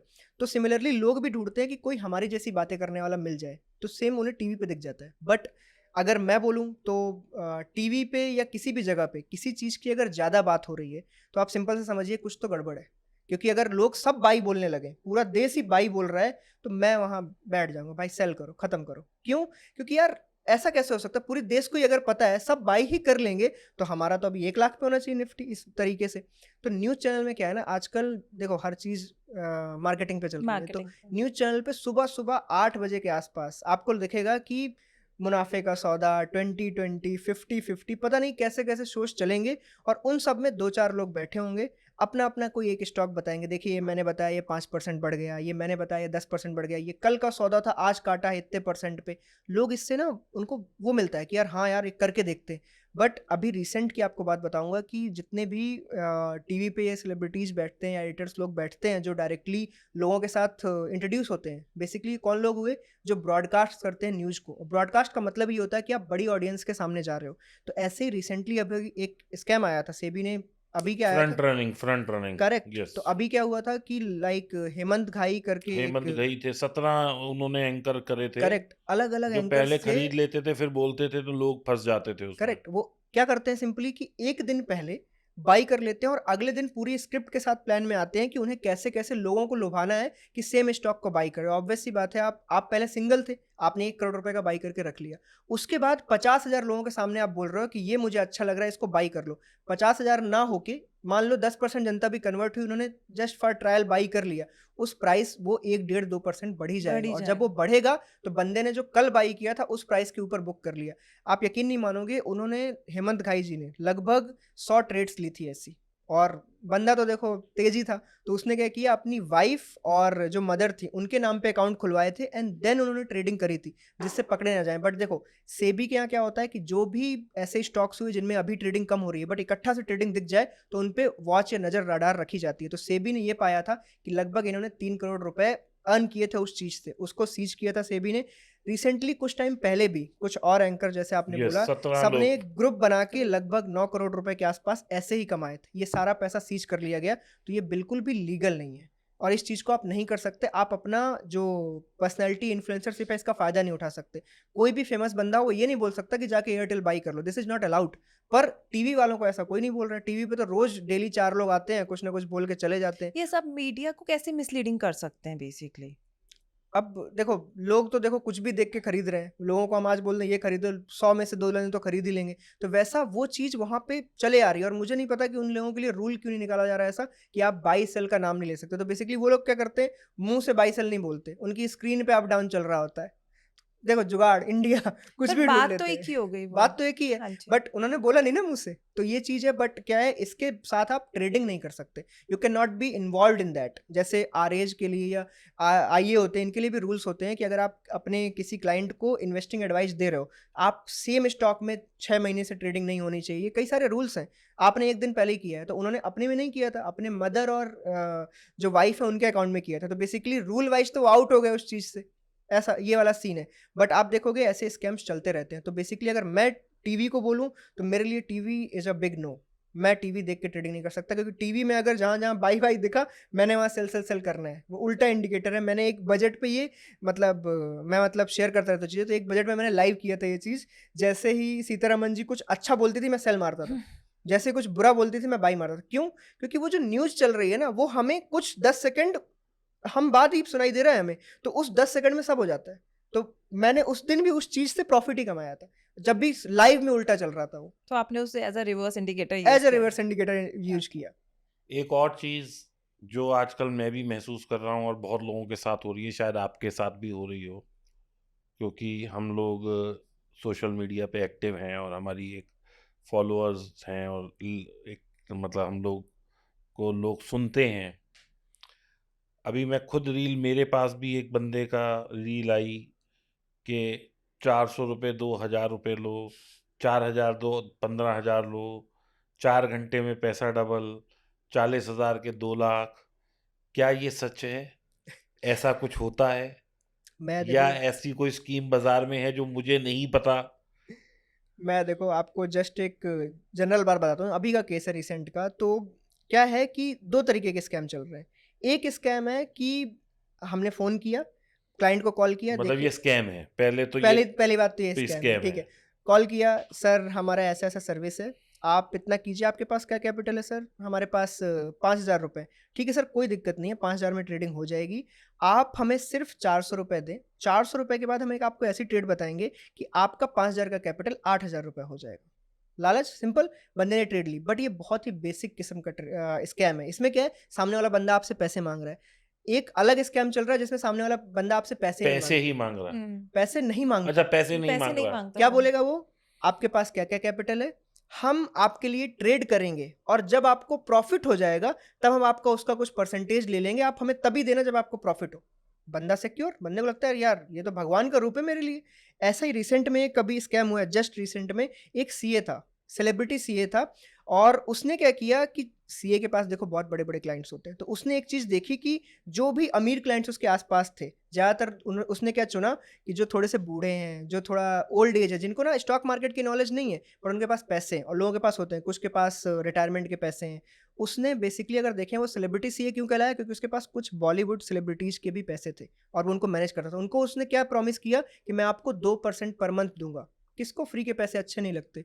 उन्होंने पैसे दिए, बंदे ने बिगिनिंग में उनको प्रॉफिट बना के भी दिया। प्रॉफिट भी क्या दिया यार, मान लो तुमने 100 करोड़ रुपए यहाँ से लिए हैं, सबको 2% ईएमआई के तौर पे तुमने पकड़ा दिए उसी पैसे से। उन्हें क्या पता तुमने प्रॉफिट किया नहीं किया। वो लोग खुश होके धीरे से कुछ टाइम के बाद जो क्लाइंट है उस सीए के, उन्होंने उसके पैसे बढ़ा दिए इन्वेस्टमेंट के। ओवरऑल मैं अगर आपको बताऊँ तो 380 करोड़, बहुत ही शॉर्ट टर्म पीरियड में 380 करोड़ रुपए उसके बंदे के पास थे और जब वो पैसे नहीं दे पा रहा था या उनको कुछ नहीं, सीधा बंदा गायब। और बिल्कुल गायब ही हो गया और वो लोग उसमें बड़े-बड़े लोग थे सारे के सारे। वो ये भी नहीं कर सकते कि हमने किसी को अनऑथराइज्ड एक्सेस करने को दिए थे पैसे और हमारे साथ ये हो गया। बंदा अभी रिसेंटली पुलिस ने पकड़ा है उसको देहरादून में और ये एक बिल्कुल इल्लीगल लेकिन बिज़नेस है। रियांश भाई, अगर मान लो कोई मेरे अकाउंट में पैसे रखे हैं, वो ट्रेड कर रहा है और मेरा पैसा लॉस हो जाए, उसको क्या मिल रहा है? उस उसको तो देखो मैं आपको सिंपल बताऊँ जैसे एज़ फॉर मी अगर मैं समझ लूँ, मुझे लगता है कि मैं ना बहुत बड़ा ट्रेडर बन गया हूँ। अभी रिसेंट में आपको बता रहा हूँ, जो 6-6 महीने भी लोग ट्रेडिंग कर रहे हैं ना, उन्हें लगता है उन्होंने सब सीख लिया है। यूट्यूब पे सब अवेलेबल है, सब सीख लिया, 2-4 स्ट्रैटेजी बना ली, पूरी ग्रीन ज़ोन स्ट्रैटेजी बना ली कि ये लॉस फ्री स्ट्रैटेजी है। ये सब बना के बैठ लिए। अब कहीं न कहीं से कोई न कोई बंदा जो उनका दोस्त होता है या चाचा, मामा, भतीजा कोई होता है, वो देख रहा होता है कि ये बंदा ये चीज़ कर रहा है और वो एक अलग लाइफ़ पोर्ट्रे करते हैं कि हम बहुत कमा रहे हैं या कुछ कर रहे हैं। उसके बाद सामने वाला बंदा उन पे ट्रस्ट कर लेता है ट्रस्ट कर लेता और है। उस ट्रस्ट के बेसिस पे वो मान लो 5 लाख ही रुपए दे रहा है। अब उस 5 लाख से वो बंदा क्या करता है कि उनको धीरे-धीरे ईएमआई के तौर पे पैसे देता है, उन्हें ट्रस्ट बिल्ड करता है। ट्रस्ट बिल्ड करने के बाद जो बंदे होते हैं, दूसरे भी अट्रैक्ट हो जाते हैं आस-पास के और वो चीज़ करने लगते हैं। एक टाइम के बाद वो अच्छा ट्रेडर तो था ही नहीं। वो तो जुगाड़ करके बना था। 6 महीने में कहाँ से ट्रेडर बनने लगे कि तुम दूसरों के पैसे मैनेज करोगे। तो वो चीज़ एक टाइम पे ब्लास्ट हो जाती है एंड गेम ओवर। और इंडिया में मेरे ख्याल से दूसरे का पैसा मैनेज करना भी जो है वो इल्लीगल है। इल्लीगल है। आपको अगर मैनेज करना है तो एक बिल्कुल आपको पीएमएस लीगलाइज़ सेबी से आपको रजिस्ट्रेशन कराना पड़ेगा, उसके बाद आप कर सकते हो और उस पीएमएस की लिमिट भी क्या है, कम से कम 50 लाख रुपए होने चाहिए क्लाइंट के पास, तब आप वो पीएमएस अपने अंडर ले सकते हो, तब आप मैनेज कर सकते हो। उसके भी रूल है कि उसमें क्या-क्या ट्रेड हो सकता है। ये नहीं कि आपने जे ऑप्शन मारा है, जे बहुत सारे रूल रेगुलेशन है तब होता है। तो लोगों को लगता है यहाँ तक कहाँ और पीएमएस भी बहुत कम है इंडिया में, लोग रजिस्टर ही नहीं करते। लोगों को सबसे आसान बिज़नेस क्या लगता है, ये लिया, सामने वाले पैसे बात करी, मैं तेरे को इतना दूँगा, तू मुझे पैसे दे। ईज़ी 5 मिनट में काम हो गया। पीएमएस रजिस्टर करना है, ये करना है, 2 महीने का फिर चार्ज, सेबी को जवाब देना सेबी है। को जवाब देना है, क्लाइंट को रिपोर्ट देनी है, ये सब करने से बंदा बचना चाहता है। Game over. रूल्स एक्चुअली सारे बने हुए हैं, उनको फॉलो कोई नहीं करता, हम जुगाड़ ढूँढते रहते जुगाड़ हैं। ढूँढते हैं। रियांश जी, ये तो आपने अभी स्कैम्स के बारे में बताया जो कि एक मॉनेटरी और स्टॉक मार्केट में होते हैं। आप इतना बड़ा एल्गो मैनेज करते हैं। एल्गो में ज़ाहिर-सी बात है कि कैपिटल भी बहुत अच्छी रहती है। तो एल्गो की वेरिफ़िकेशन के लिए आप कैप्चा यूज़ करते हैं। अब जो बंदा कैप्चा यूज़ कर रहा है, आप ये कैसे आइडेंटिफ़ाई करते हैं कि वो एक मशीन है जो उसमें इनपुट दे रही है या एक ह्यूमन बीइंग है? क्योंकि ये भी स्कैम आजकल सुनने में आ रहा है। अ, देखो ये एक्चुअली सुनने में बहुत ही थोड़ा हँसी वाली बात लगेगी। बट इट्स अ ल सीरियस मैटर आई लोगों थिंक। को लगता है कि जो कैप्चा है, या तो आप फ़ोटो वाला ले लो कि बस पहचानो, हुँ। या तो आप स्लाइड करके सेट जगह पे लगाओ। लोगों को लगता है कि हम ये इसलिए कराते हैं क्योंकि हमें ये जानना है कि आप ह्यूमन हो। बट एक्चुअली में क्या होता है, क्या रोबोट ये काम कर नहीं सकते? रोबोट ये गिन नहीं सकते थे, गिन नहीं बस नहीं सकते। देख सकते। आज की एआई में बंदा कॉपी हो जा रहा है। लोग ये नहीं, रोबोट ये काम बहुत सरलता से कर सकते हैं, रोबोट कोई भी पज़ल सॉल्व कर सकते हैं। ह्यूमन कैसे पता लगता है हमें? ह्यूमन तब पता लगता है उसकी स्पीड से। अगर उसने धीरे-धीरे किया है, तो समझ आ जाता है ह्यूमन है, क्योंकि रोबोट अगर करता ना वो चीज़ तो खत्म। ये काम इंसान कर ही नहीं सकते। तो इस फ्रैक्शन ऑफ सेकंड में खत्म कर फ्रैक्शन रहे ऑफ हैं। सेकंड, वो मतलब नैनो सेकंड्स की लेकिन बात है। कैप्चा जो रोबोट है या एआई है वो भी तो इस तरह प्रोग्राम हो सकती है कि ए दबाओ फिर आई दबाओ, इसके बीच में 3 सेकंड का वो हो। होने को तो बहुत सारी चीज़ें हो सकती हैं, बट जो हम ह्यूमन्स हैं, वो थोड़ा-सा ना इस चीज़ को भी एक पज़ल की तरह देखते हैं। अब सिंपल सी बात है, हमें बस के टायरों को सेलेक्ट करना है, बट उसमें भी हम ना थोड़ी देर के लिए होते हैं। यहीं पे पता चल जाता है ये एक ह्यूमन है और ये रोबोट नहीं है। ये एक एक तरीके से समझ लो, ये एक कॉमेडी स्टोरी है वैसे। लोगों को लगता होगा इसके पीछे का बहुत बड़ा साइंस है, बट साइंस सिर्फ टाइमिंग का है, नथिंग एल्स। Nothing else. तो उससे आपको जज हो जाता है कि जज हो ये जाता है कि ये एक ह्यूमन है, सिंपल। और दूसरा देखो, बहुत सारे और भी कैप्चा के अलावा भी टू फैक्टर ऑथेंटिकेशन हो गया, कई सारे ऐसे वो लगाने पड़ते हैं हमें रेगुलर बेसिस पे, सिक्योरिटी बढ़ानी ही पड़ती है, क्योंकि जहाँ पे भी मॉनेटरी फंड आ जाता है उस जगह पे आप बिल्कुल भी रिस्क नहीं ले सकते सिक्योरिटी वाइज, क्योंकि कभी भी कुछ भी हो सकता है। आप बंदा, किसी ने लॉगिन किया, किसी ने दूसरे को अपना ओटीपी दे रखा है, नंबर चेंज हो जाए, आजकल तो आधार कार्ड पे फ्रॉड हो रहे हैं, क्या क्या नहीं हो रहा है। तो हमें इसलिए 2FA, टू फैक्टर ऑथेंटिकेशन हो गया, आप कैप्चा हो गया, या फिर जो ओटीपी ओटीपी ऑथेंटिकेशंस। ऑथेंटिकेशन हो गया, 2 बार माँगना, डेली सुबह माँगना, ये सब रूल भी होते जा रहे हैं। जैसे सेबी ने भी बोला, एक नया रूल आ सकता है कि डेली बेसिस पे जब सुबह ऑथेंटिकेशन होता है तो हर टाइम ओटीपी लगेगा। जबकि अभी क्या होता है, कई बार जो टीओटीपी है ना, उसकी सीक्रेट की से भी काम चल जाता है, आपको ओटीपी नहीं डालना पड़ता। तो सिंपली शायद हो सकता है उसको भी और एक्सटेंड करें, आगे ले जाएँ और डेली आपको ओटीपी डालना पड़े, जिससे ये पता रहे कि हाँ, इस क्लाइंट ने आज सुबह फिर से लॉगिन किया है। ज़ीरोधा में भी तो ये चीज़ हुई है, पहले नहीं थी, अब अब हो होने गई, लगी है। करेक्ट है ये बात। और अभी ये भी हटेगा कि लाइक